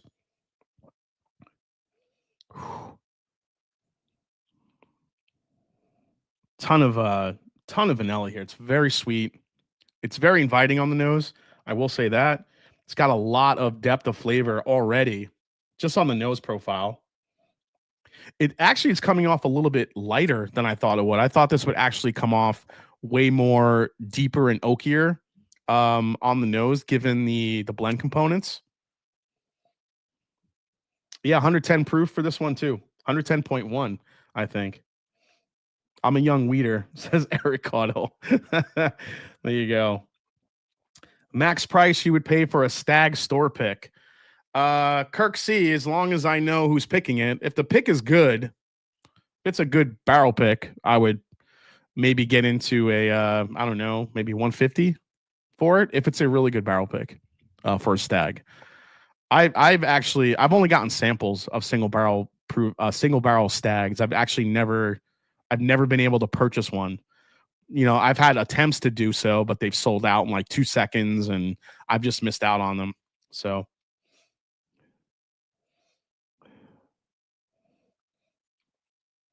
man, the French oak is extremely rich on the nose. Again, the cherry, the spice. French oak brings a lot of baking spice to the party. It could definitely bring some cherry too. A lot of depth of flavor. It's a much tighter grain of an oak, so it's real. The whiskey really has to work to pull some of those flavors out. But when you do, it just sings. All right, let me get a sip of this. Here we go. Going back to church.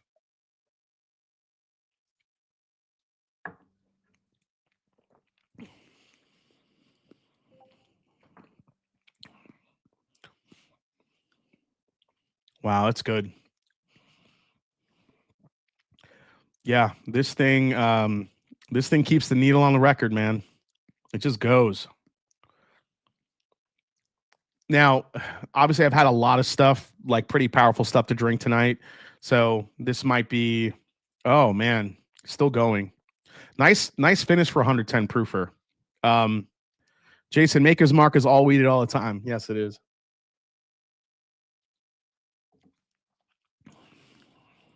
Oh, there we go. All right, second sip. This gets into like a maple syrup, cherry infused maple syrup type vibe here. Tons of spice. I think the French oak actually gives it a little bit of a drying effect too on the back end of the palate. But man, this thing is rich for a 110 proof bourbon. How does it compare to Disco 11 and 12? Completely different flavor profile, Kyle. That's mostly turkey. I don't really think it's there. I don't think it has the sweetness that 12 has. It's kind of a combination because 11 to me was a little bit more tannic, and 12 I thought was a little bit sweeter. This, with the addition of the French oak, gives you a lot more baking spice here. Keep the needle on the record, and bourbon goes like this. That's right. That's my new tasting note. It keeps the needle on the record. I love it. Damn. Let me close that. It keeps making a bunch of noise. It's extremely creamy for 110 proof too. And I also think that's another thing that French oak and that tighter grain also brings. I experienced that with the Bombergers, the precision fine grain, just such an amazing texture on the whiskey. Take another sip here.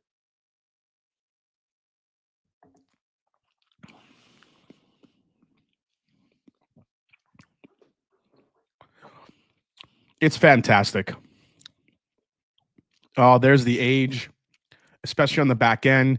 It is creme brulee topped with Luxardo cherry syrup and cinnamon, toasted oak.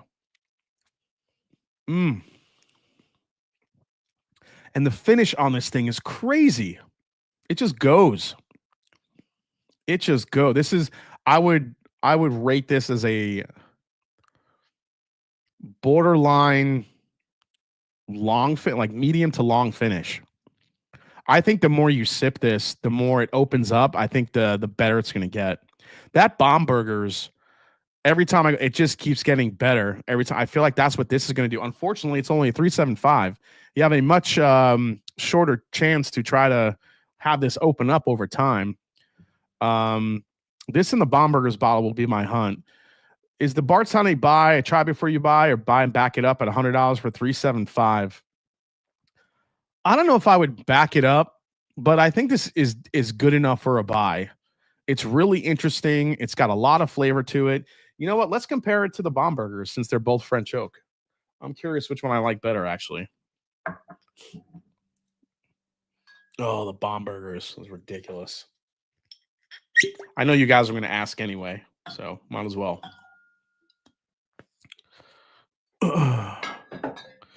Now, what I experienced in the Bombergers is, now remember, the Bombergers is, oh shit, sorry, 100.2 proof, so little less than proof.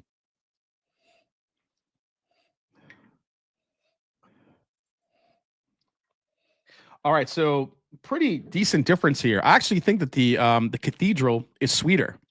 The Bombergers, I feel like the wood grain, what they did with the seasoned oak, the oak comes through a lot more on the Bombergers versus the Cathedral. Yeah, big oak profile here on the Bombergers compared to the Cathedral. Because the Cathedral, I think with that all Kentucky bourbon in the blend, it just brings sweeter flavors to the forefront. The vanilla custard, the cherry, just a ton of like baking goods, cinnamon, like snickerdoodle cookies.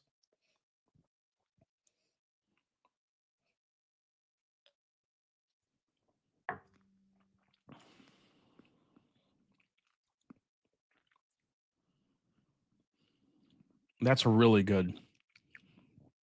The Cathedral doesn't blow my mind. I don't think it's going to be like a whiskey of the year or anything, but the flavors it does have are very rich.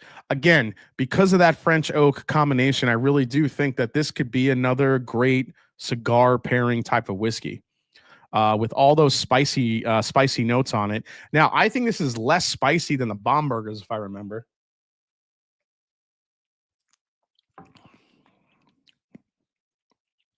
Yeah, the Bombergers has way more oak on it. There's a lot more oak funk on the Bombergers in a good way. But the cherry, all the baking spices, the viscosity, I think on both of them are stellar using that French oak. But I do think that the Cathedral is actually a sweeter profile. And I said that in my review about the Bombergers. You have to like a good amount of oak you know, to really appreciate what the Bomberger's has, because it is a little bit of a richer oak profile. How does it compare to the Origin series weeded? It's nowhere near that rich. It's a whole another level of experience on the Cathedral. It just has such a depth of flavor to it. The Origin really isn't there yet. Remember, the Origin is just straight weeder. There's no finishes on it. It's just, it is what it is. This having that older whiskey in it, there's a lot of layers of flavor here. I think that's just waiting to be explored. It's really good. Chat, did he review the? Yes, I did review the Bullet Bottle and Bond, Eric. I actually really liked it. I actually thought it was a pretty nice little 100 proof bourbon, but it is basically a citrus. It's that orange Hostess cupcake in a glass. The whipped cream, the orange cake, and orange icing. It's very citrusy.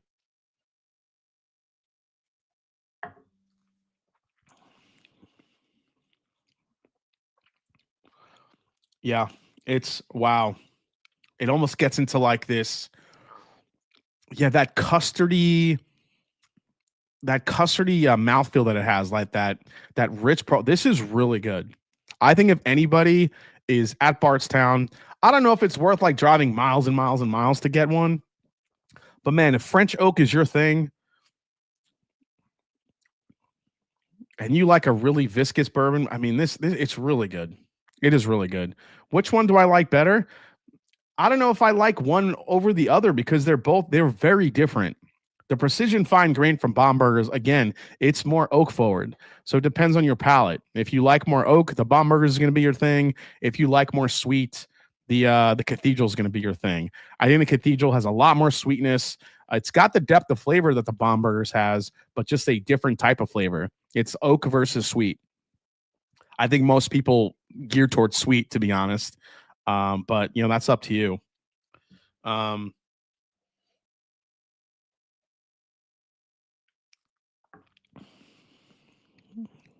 oh, actually, yeah, the Bombergers get so cherry heavy, almost medicinal cherry to a certain degree, but with that cinnamon and that, it's like cherry jam.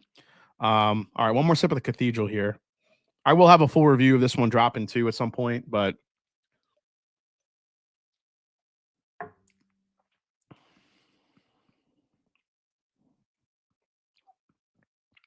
the finish is great. It's got a lot of depth of flavor to it. This is not a punch you in the mouth type of experience, so I just want to make that clear to everybody. This isn't going to blow you away with a bunch of like brute force. It's a more delicate, layered, nuanced experience. But you give this thing some. I could already tell. The more I sip it, the more it opens up, the better it's getting. So yeah, if you guys are going to go pick one up, it's a fantastic bourbon, and for Bardstown Bourbon Company to mess with this thing and just kind of create this French oak cask. I love that French oak is kind of the deal this year. I love it. Hayden 3H says, I live in Kentucky and want to sell a bottle from the BTAC collection. You have any advice on how best to do that? I've asked most of the liquor stores in Lexington, but almost all day they don't buy. You want to sell one? I mean, Hayden, I mean, I don't want to tell you to hit the secondary market, but that's probably going to be your best bet. Yep. I did buy Bullet Malt and enjoyed it, but I try not to engage. The Bomberger's has a way better price. Well, yeah, you're getting a lot more whiskey, but the Bomberger's price did go up. That's $130, and you are getting a full bottle. So yeah, the price is more feasible on the Bomberger's for sure. I don't know what.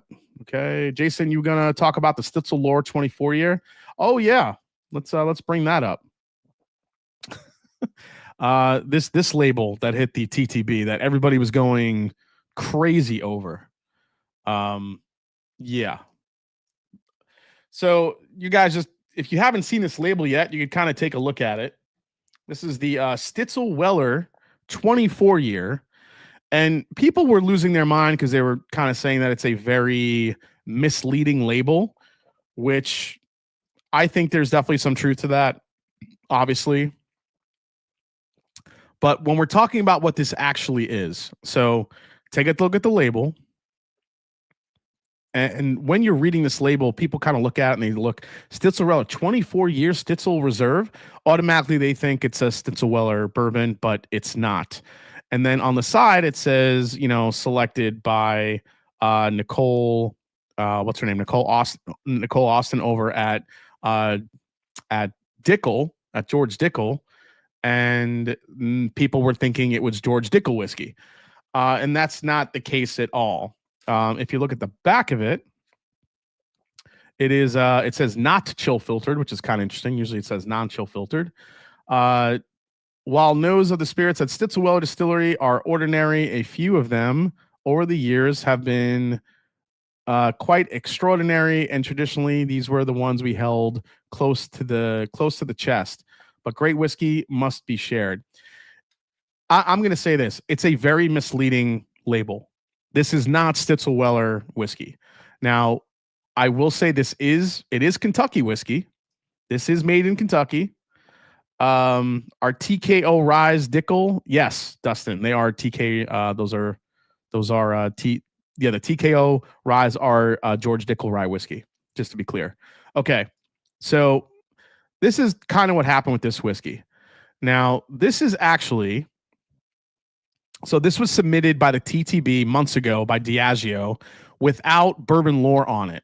Now, whatever your feelings are to bourbon lore, I mean, I get it. That's besides the point. But folks are just choosing to get really worked up about this label because it is a little bit misleading. Now, the bourbon lore folks would have probably elected to create their own design, and I get that part. But this was Diageo. This is a Diageo brand bottle that'll be coming out. And they created and submitted the label overall.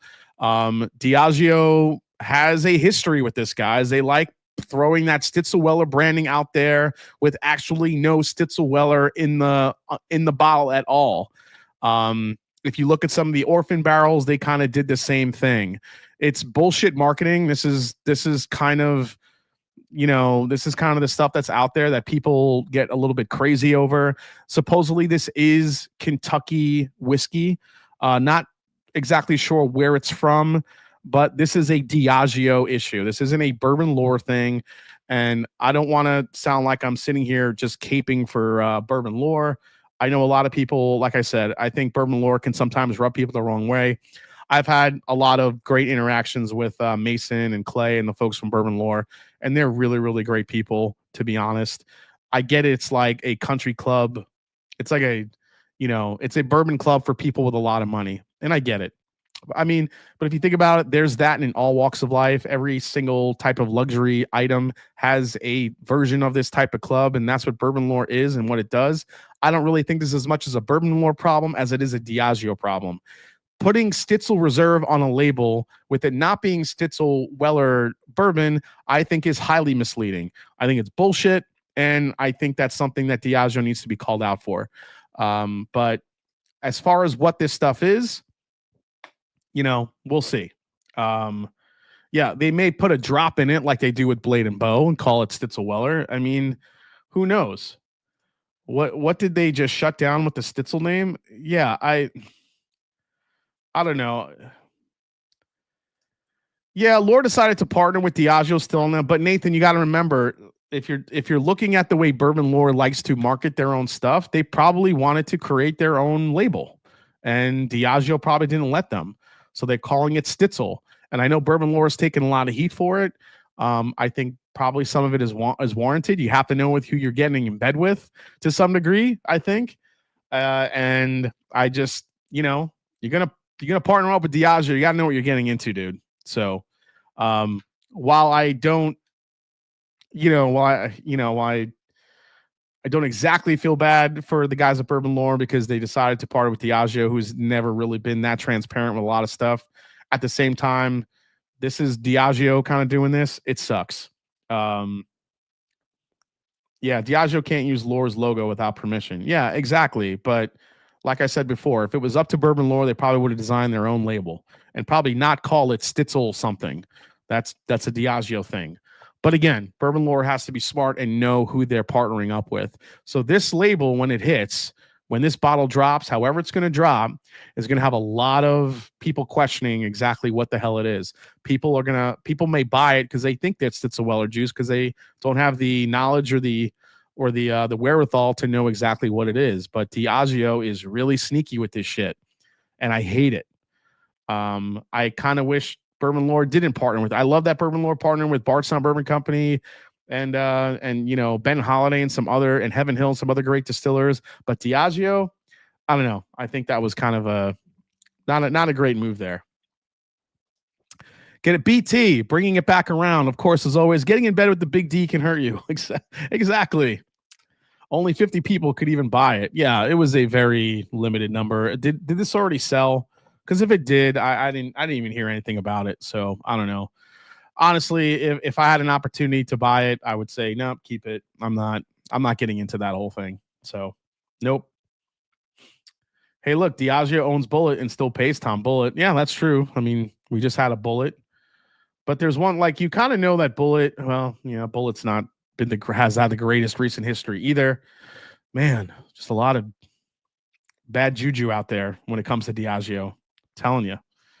Diageo is basically the Darth Vader of whiskey. That's why the big D. All right, last sip of this one. But for those of you making the pilgrimage down to Bardstown Bourbon Company to grab this cathedral. Oh, dude.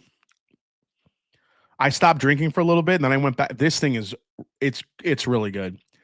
Go get one. It's such a beautiful blend. And the French oak is the chef's kiss on it. Oh my God. Yep. Okay. Yeah, that's really good. Double base Oakley 20 versus Stitzel 20. Yeah, I think the Oakley will friggin' kick its ass. Do you drink Irish whiskey? I love Redbreast Cask Strength. Broski Bear, yeah, I'm a big fan of Irish whiskey. I don't drink it as much as I would like to because of all the bourbon releases that come out, but I do enjoy some Irish whiskey. All right. We still have 465 in the chat.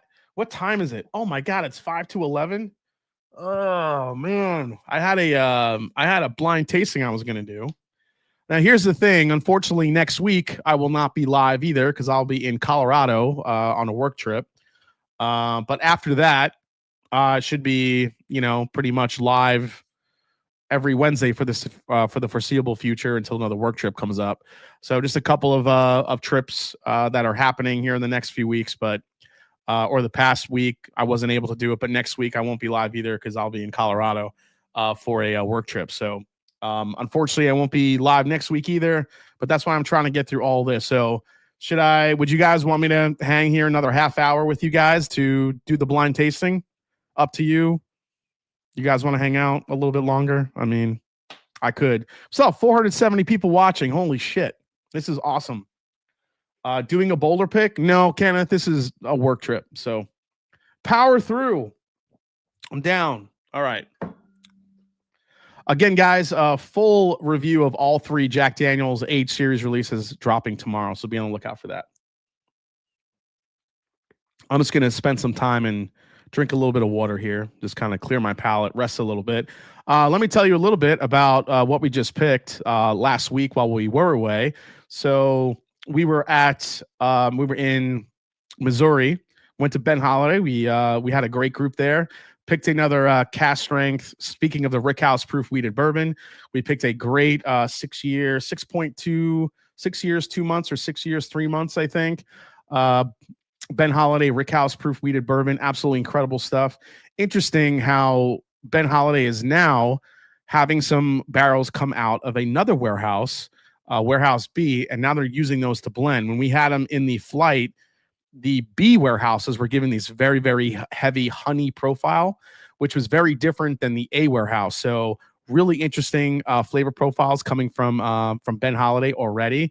And the blend that they released of that stuff was incredible. We also got to try the 8-year bourbon, not their wheater, but their regular bourbon that they released. And it was really, really good. I think Ben Holiday is on track to bring out some really great bourbons and whiskeys, down the I have a Sea Warehouse bottle of Bond soft red wheat. Yeah, this other Rick House that they've started adding to the mix for picks, it's a whole nother experience. It's really, really cool. So top 5 chip flavor. Oh, we want to do a top. We can do a top 5 tonight. That'll be fun. And then the next day we went to Iowa to Cedar Ridge, and guys, did we pick some freaking bangers? Now this bourbon's gonna sound weird. It's a bourbon that was finished in PX sherry with macerated orange peels in it as well. And we were like, that sounds a little bit too much. But that thing was an absolute monster. But then what we also picked, and I am so hyped for this release, we picked an ex-bourbon, ex-Amontillado sherry, quintessential American single malt. I know American single malt might not be the bee's knees for most people, but this is the Bourbon Drinkers American single malt. It's cask strength. It is a complete flavor monster. They are delicious. I think quintessential Murphy Quint, what he's creating there at Cedar Ridge, is some of the best American single malts on the market. And we got ourselves a single cask, and we cannot wait to bring it to the group. And if there's any cases left over, I'm buying them all because it's that good. It is really, really crazy. Never heard the term macerated.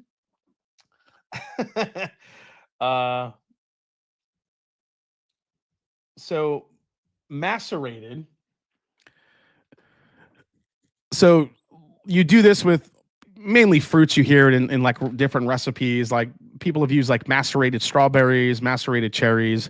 It's basically you're soaking it or softening it in a liquid. That's basically what macerated means. You can macerate it in like a simple syrup. You can macerate it in vinegar. You're just softening the actual fruit, usually with strawberries or something. If you're doing a dessert, you kind of do it with something sweet. So let me see. So I'm looking it up right here. I want to give the right description. Macerating fruit is a cooking technique that involves soaking fruit in a flavorful liquid to soften it and enhance its flavors. It's similar to marinating, but more commonly used for fruit. So it's marinated orange peels and something sweet. I think they said it was kind of an orange liqueur. It was like a macerated in. So that's kind of the thing for that. So yeah, it's cool. I'm going to use that term on my girlfriend later, says Marty P. I didn't expect that one. That was funny. Oh, Marty P with the comment of the night. I'm loving American some anything from Virginia Distillery and their amazing long neck pot stills on par, some light fruity Scott. Yeah, I would agree. I think Virginia's probably putting out some really great stuff, closest to some of the stuff coming out of Scotland. Macerated sounds more violent than, yeah, it does sound violent. Oh my God, it was hilarious. Okay, let's do a quick blind tasting. Why not? Let's get it. I won't be live next week, so I'll stay on a little longer with you guys here. We have 5 samples. Now, this was sent in by Everett Jarvis here, so thank you, Everett. I don't know if he's still watching or he went to bed, but we're about to get into this. So here's A. I'm only going to pour half of these just in case there's some really good shit in here, which knowing Everett, there are. Here's B. So we picked those 2 barrels at Cedar Ridge, and I am so psyched to bring them to the group because they are incredible. As soon as everybody had those casks, we were all over it. What was the thing you said you were going to do at the end of the video? JD14 versus GTS. You shut it, CJ Miller. I don't know if I could do that. Honestly, I think the 2024 GTS would kind of I don't think the JD14 would hold up, to be honest. But I'm telling you, man, that JD14 is probably one of the more interesting Jack Daniels I've had. Just with that flavor profile it has, it's really incredible. All right, so if I'm able to pick out any of this shit after all the stuff that I've had tonight, it will be a miracle. So we'll see what we get. Okay. Let me get some more water here. Jason, you give extra time and intangibles on the lives, which we appreciate. Appreciate you, Richie Z. When will the Blendageddon finals be? So I'm going to be planning the finals for Blendageddon while I'm away next week, trying to get Minnick and maybe Matt Porter on here to be part of the finals as well. Hopefully the schedules could come into place here, and I'll be able to announce that. Also, the bottles that I have for the giveaways. I will be posting that on my Patreon, also on the community tab on YouTube if you guys want to donate a bottle.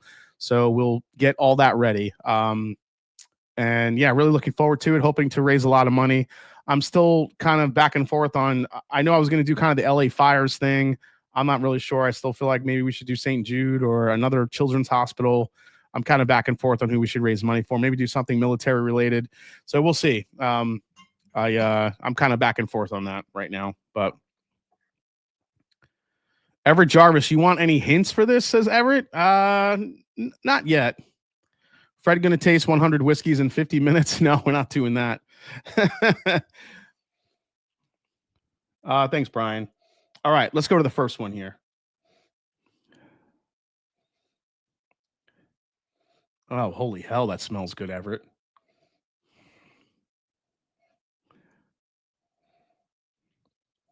Man, this smells like straight up cake. When are you coming to Kingsland, Georgia? Kingsland, Georgia. How far is that outside of Atlanta, Vincent? I don't know. Oh man, that's good. Let me give this a taste.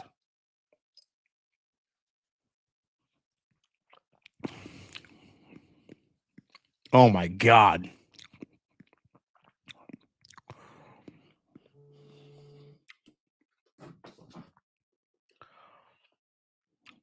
Oh my God, Everett, that is liquid. Talk about liquid orange. Holy shit.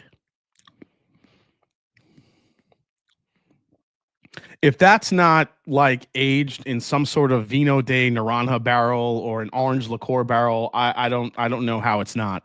It is so rich and thick and viscous. It is so syrupy. That thing's crazy. Coming to Tullahoma, Tennessee.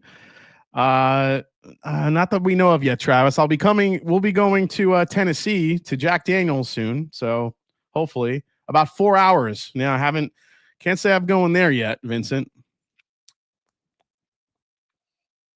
Oh, the 13 Colony Red Label. Damn, I didn't even get to that shit yet. Oh my God. Jason, any future plans of selling Glencairn's glasses with the Master Drum? Oh, yes. I actually just got my new shop up and running, guys. I can give you that too. I can put that. So I have a couple of really cool glasses that are available through Sip and Savor. It's my new glass shop. And I could drop that right now for you guys. Let me put that in the chat.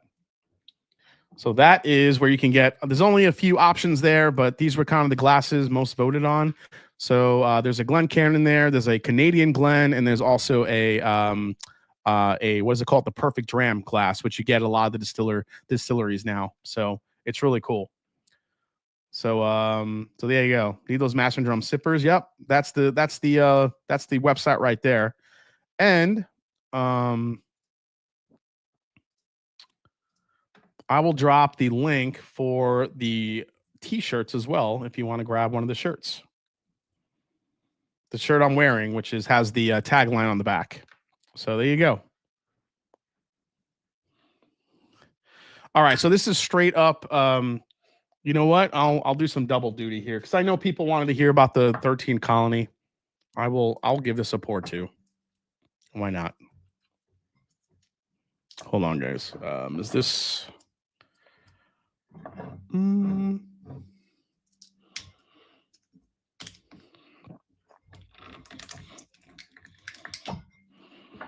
Just ripping that shit out.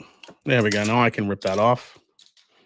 All right, let's get this 13 Colony 113 in here. I know some people want to hear about it. Wow, a much lighter color than I would have thought for 13 Colony. That's pretty light for a 13 Colony, to be honest. I'll let that simmer here.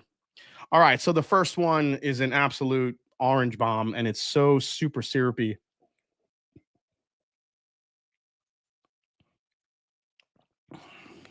Hey, what's up, Mando Feds? Thanks, man. Appreciate you.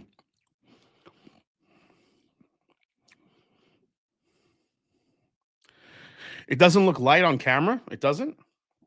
Here, look at the bottle cam. This doesn't. That seems light to me for a 13 colony. You know, that doesn't seem light to you guys. I feel like that's a little light for 13 colony. All right, let me go to B. So 13 colony. Here are the details, guys. MSRP is $62.99 for this one. This is a straight bourbon whiskey finished with maple wood spirals, aged between 5 to 6 years. Toasted maple wood spiral finish, 70 corn, 21 rye, 9% malted barley. Yep, there you go. So that's the details on it. This is okay. It's a specialty release, balances higher proof with approachability and flavor. Yeah, proof on it. Did I say the proof on this thing? Proof on is 113. Oh yeah, 113. Duh. It's the 113. Okay. Let's go to B here. Yeah, happy to see 13 Colony actually putting the spirals on the label. I'm just glad they finally did it. So people can kind of get off their back here. All right. B.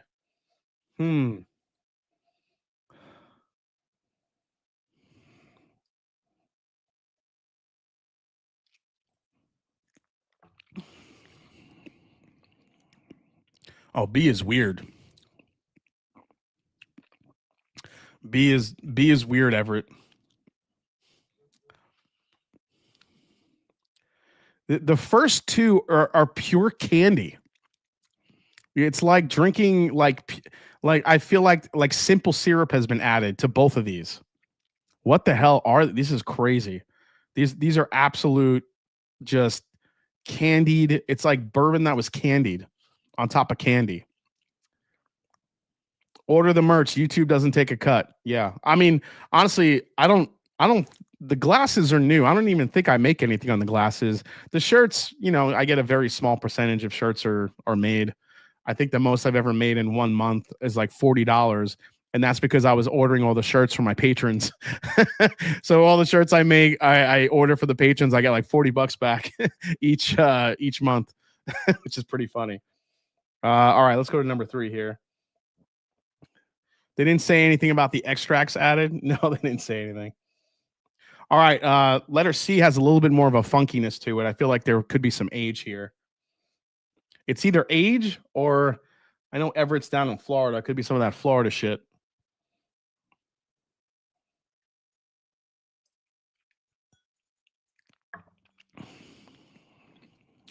Oh no, there's some age here. That's really good. Oh man. Dude, Everett sent some hitters. These are all very, very rich, very dense. The third one, letter C, actually came off as the oakiest one. So a little bit more of a flavor bomb here. Still have 436 people watching, guys. Thank you so much for hanging out with me tonight.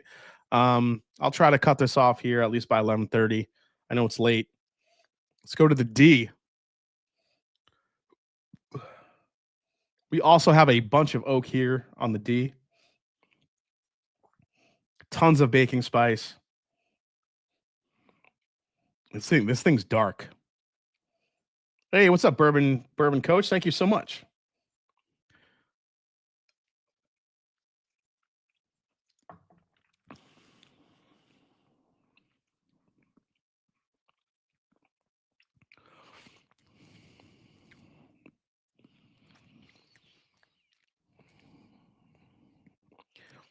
I feel like D is a weeder. Maybe. They just ceased bottling at Stitzel-Weller. What?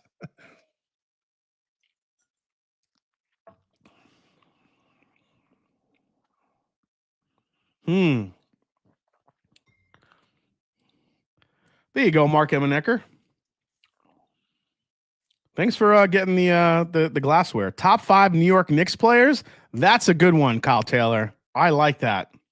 I like that top 5. All right, last one here. All of these are pretty high proof.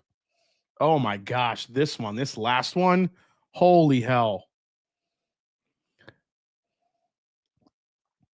Oh my god, this smells like smells like burnt toffee and chocolate.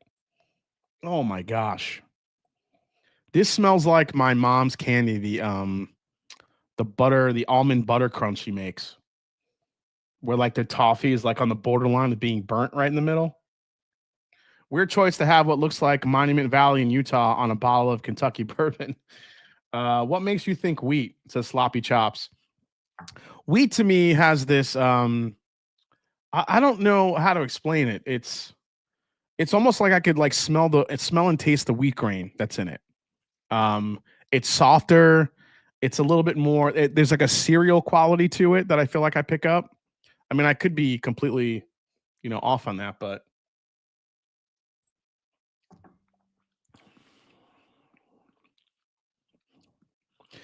this last one has definitely some crazy finish on it.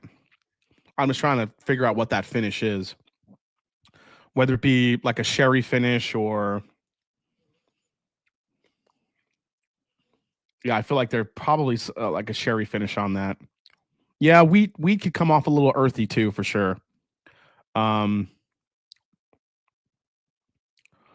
I mean, honestly, my top 5 Knicks players might be from those teams in the 90s, if I'm thinking about it. Freaking Ewing, Anthony Mason, Charles Oakley. I mean, you got to give it up for like, like Bernard King and, some of those old school guys. But man, did I love watching those teams in the 90s. They were freaking brutal. Larry Johnson was on the Knicks for a little while too. But those teams, man, it's hard not to put Ewing at number one. I mean, I know he was never really able to win it all, but Patrick Ewing was just that guy would sweat more than any human on earth. He would play about 2 minutes and he looked like he just got out of the shower. Um, yeah, yeah, the Bulls. I mean, they could never get past the Bulls with Jordan. Jordan was just a freaking nightmare killer. Unbelievable. Yeah, John Starks. I love John Starks. The only guy to dunk over Michael Jordan, sort of. I had that poster of Jordan of Starks kind of dunking. You guys know exactly what poster the dunk he did in the '90s, and that was epic when that happened. Um, yeah, Willis Reed for sure. Don't forget Space Jam. The worst acting by athletes ever in Space Jam. Oh my god! Remember what was his name? Sean Bradley that was in that movie. The guy was a freaking 15-foot tall beanpole. It looked awkward when he dunked. It was so weird. 89-90 Pistons beat Mike. Yeah, that's because they beat him to death. Bourbon coach. He didn't really have the team yet in the 89-90. But when the Bulls finally came back and swept the Detroit Pistons, what do? They just walked off the floor. I know they get a lot of shit for that. This is an orange cream bomb on A. This is really good.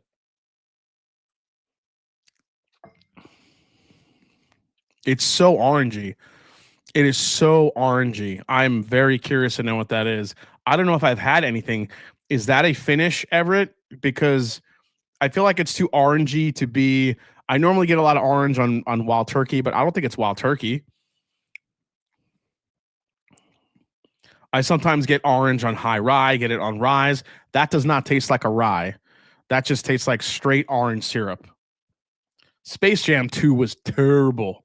Terrible. B, I think these are all finished. They're coming off all finished, Everett. They're so dense and sugary. Jason, you going to the Stadium Series game at the Shoe this weekend? Dude, I really would like to. I might try to get some last minute tickets, man. My kids keep rewatching Space Jam, the Jordan one, of course, the Bulls. Yeah. Maybe, says Everett Jarvis. There's got to be a good amount of finishes in here. I don't think C is finished. I think C is just a really good single barrel of, man, that's good. That could be Wild Turkey.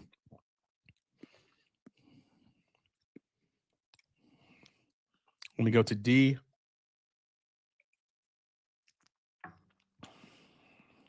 D has a smokiness to it that I'm picking up. Like almost like a barbecue smoke to it. Either that has some really, really good H to it, or oh yeah, there's definitely a smokiness here. Ooh. It's smoky.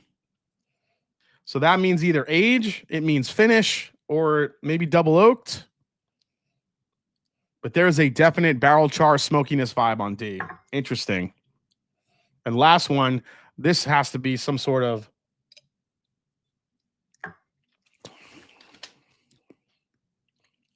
I think D has either port or sherry in it. Because of those, it's got a really rich sweetness to it. All right, let's see what we got.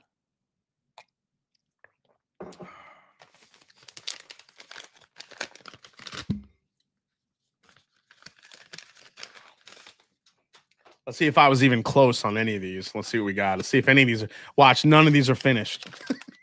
Let's see what we got here. All right. Okay, first one. This is the Bee's Knees 4 Kenny's Single Barrel Select 6-year Barts. Well, Bardstown makes sense. Bardstown is extremely citrusy to me. X Kelvin Toasted Barrel Finish, 8-month finish, Florida Cracker Honey Cask, 117 proof. Dude. I mean, I could see the honey, but this is so citrusy to me on the palate. Wow. Yeah, I could see the honey. Dude. You said some Florida shit. Okay, B is also the Bee's Knees. This is an orange blossom honey cask. Look at this. Look what's happening here. 6-year Bardstown distilled orange blossom honey cask. I think B, you get more of the honey. There's a lot of honey in B, but it's really coming through very, very. The orange blossom honey makes sense. Okay, C was the one I thought.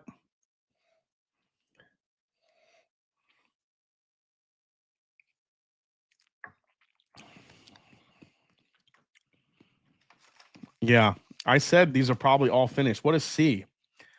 This is the Sap Squatch Kenny Single Barrel Select Bardstown X Maple Barrel, 3 months and then dumped.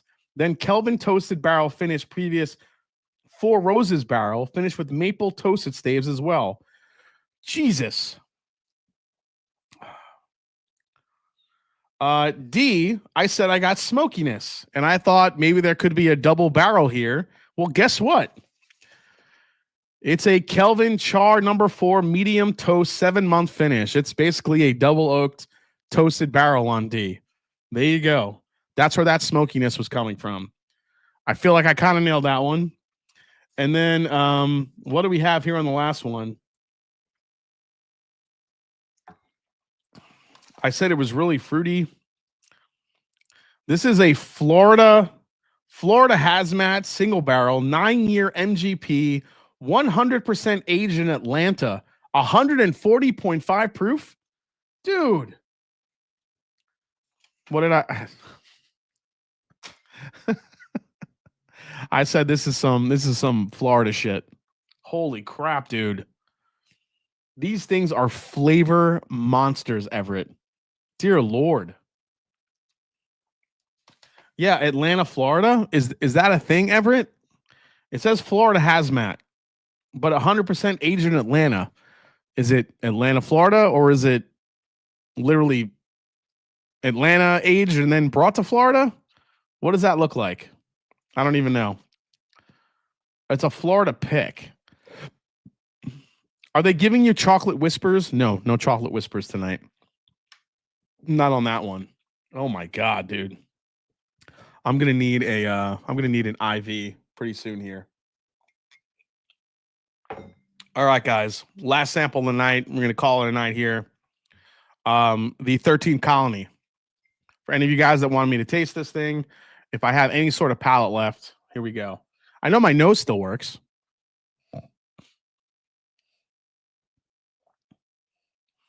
The rye donut is such a good addition to the shelf. So different and very good.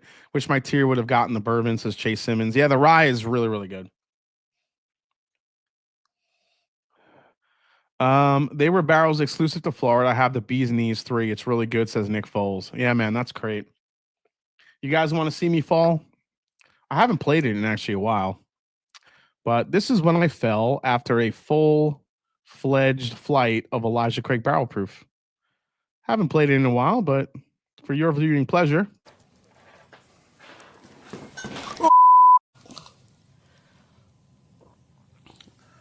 I fell.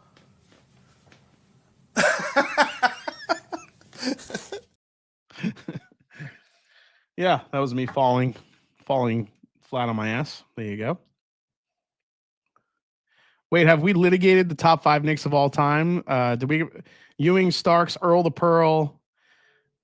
Yeah, so I think Earl the Pearl was a little before my time. I never really watched him play, but he's got to be a top 5 Knick.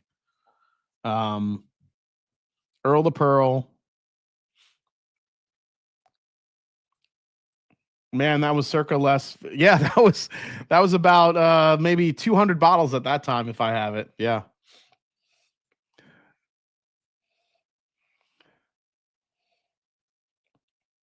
I loved Anthony Mason. That guy just looked evil. He was a beast. All right, so the 13 Colony here. I definitely get some youthful qualities on the nose, especially coming off some of these other whiskeys we've had tonight. Definitely a little bit of a youthful quality here. Again, this is 113 proof. Yeah, I mean, with those maple staves, it's got a very marshmallowy type of vibe on the nose for me. Sweet oak. It's very sweet. It's very candy too, but there is a little bit of a youthful quality to it. Let's give it a try.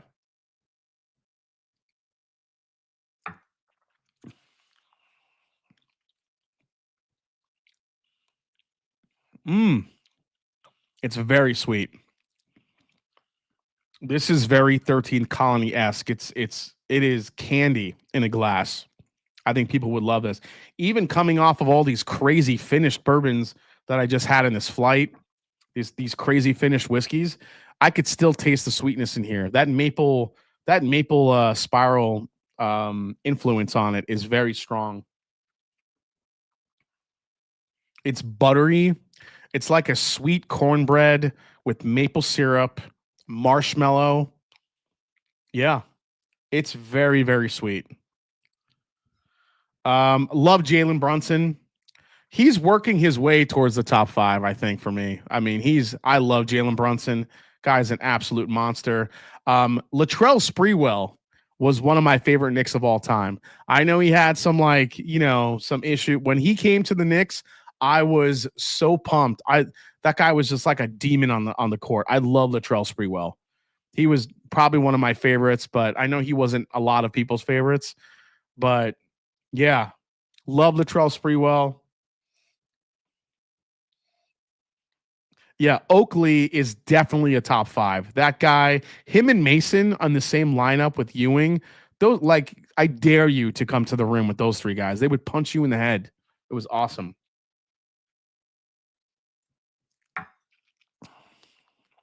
Rare Bird, not enough additives. Come on, man. It's oak spirals. People got to stop with the whole additive thing with 13 Colony. Yeah, it's very sweet. That could be a very big favorite for a lot of people just because it's like drinking liquid candy. The marshmallow note for me is so prevalent. It's crazy. Yeah, it's maple. It's a maple spiral. Toasted maplewood spiral finish, it says. $62.99 for this one, 113 proof, limited release, mid-March. So this still has yet to come out, but it's going to be available in Arizona, Arkansas, Colorado. Is that Connecticut, Florida, Georgia, Kentucky, Missouri, Oklahoma, South Carolina, Tennessee, and Texas. So that's where we're at. Maple isn't oak, but at least they're disclosing it now. Yeah, I mean it's on the I mean, it's on the label now, which all you can ask. Yeah, Frazier Reed should be in the top 5 for Knicks. Ewing definitely needs to be in there. I feel like Oakley should be in there as well. So those would probably like 4 for the 5th slot though. Who do you give the 5th slot to? Maybe Brunson belongs in that 5th slot already. Bill Bradley, yeah, Bill Bradley actually. That's another good call. Bill Laimbeer and Rick Moore. Bill Laimbeer was the most unathletic piece of shit player I've ever seen play. That guy was just a big, goofy, giant white guy that would basically just beat up people. That guy was a goon. He was a goon. Let's be honest. Bill Laimbeer was awful. He was a big goon. I don't know. There was something about that guy. Like he wanted to play all tough and all this stuff, but I don't know. I never understood it. Like when you watch highlights of Bill Laimbeer and guys like putting moves on him, like Michael Jordan going around him, he just looks so doofy. I don't know. I never understood the whole Bill Laimbeer thing. I don't think he had a piece of athleticism in his body. I just think he was big, strong, and he just liked to push people around. You never heard of Bill Laimbeer as like a legit scorer or post-up player. He was a goon. Yeah, he was a hack. He was basically a hack. See, Carmelo Anthony, I think it's a bad rap for the Knicks because he didn't win enough with the Knicks. But we all went crazy when he came to the Knicks. How would you rate it? It's a lot less sweet than the Knob Creek Maple. I think the Knob Creek Maple has a very almost artificial maple flavor. This I don't feel like is as artificial, but it is very sweet. Bird Hayden Laimbeer. Yeah. How would you 13 Colony release good whiskey? They're a small family-owned distillery. They learned a lesson about transparency. Let's give them a break and move on. Yeah, I'm with you, Raging Irishman. Enough is enough about the whole 13 Colony thing. I think people got jealous because they were selling out, people going crazy for their whiskey, and then all of a sudden people put a microscope on them. Like, what are they doing? That's so like the biggest bullshit story I heard was outside they had the plastic tubs that 13 Colony had, and it was literally stillage. I went there and said it was stillage. But these assholes were like taking pictures of it and saying that was the flavoring that they use in their whiskeys. I mean, these guys are like some of these people that write this shit. There's such dramatic assholes. Like, get over it. Like, come on. Like, go up to just go ask the guy. You're gonna stand behind a hill like a little shithead and take a photo of a plastic bin and say it's flavoring when it's actually stillage. Like, come on. Grow a set and actually do some investigative reporting. Don't be an asshole. Now, look, 13 Colony, to their detriment, decided not to respond to it. And they said, we're going to do what we want to do. And I understand that they didn't really probably respond in the best way. But I think a lot of the reporting that happened was bullshit at the time. I think everybody was just trying to, again, these echo chambers that happen. People say one thing and then it echoes in that chamber. People get all crazy and built up, and then it becomes a thing. And I just can't stand how people put shit out there without doing the research, and then they just want to get reads and they want to get clicks. It just drives me nuts. Do the research. Don't be an asshole.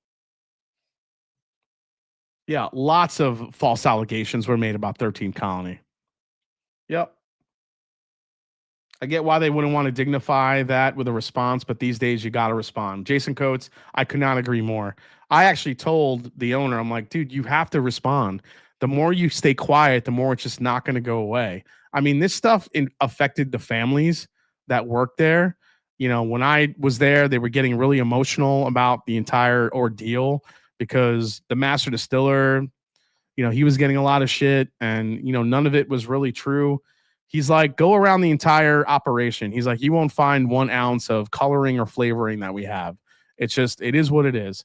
Now, should they have been more forthcoming with the staves and the oak chips and whatever they were putting in to make that whiskey so dark and flavorful? Absolutely.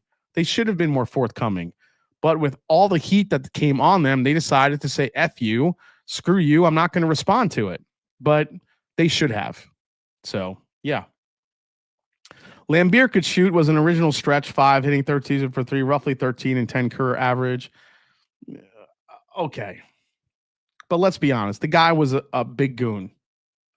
I'll always support their Colony, good people and good product. Everyone wants to be a truther to the point that they invent hobgoblins. Kind of a cool way to put it. I'm just saying. I mean, I understand the thing around 13th Colony. Listen, I'm smart enough to realize that you have to have some level of transparency to a point. 13th Colony decided to not go the other way. I did not agree with it, but at the same time, there was a lot of bullshit stories made up about 13th Colony that people did not do research for. They assumed, and it was bullshit. So, and stuff like that just drives me nuts, just to get clicks and get to views and get readers and whatever you want to call it. So. How can you be a master distiller and not know the regs? And if they did know the regs, why hide it? Well, that was the thing. I mean, when I spoke to them, when they had made the original labels, they didn't realize what they were doing. I mean, listen, it's your choice whether you want to believe them or not. But they basically said that, you know, when we kind of left those things off the label, it wasn't like anything they were consciously thinking about it to be devious. They just didn't think about it, and they put it on the label, and it got approved by the TTB. So, I mean, what are you supposed to do? So, I mean, I get that part.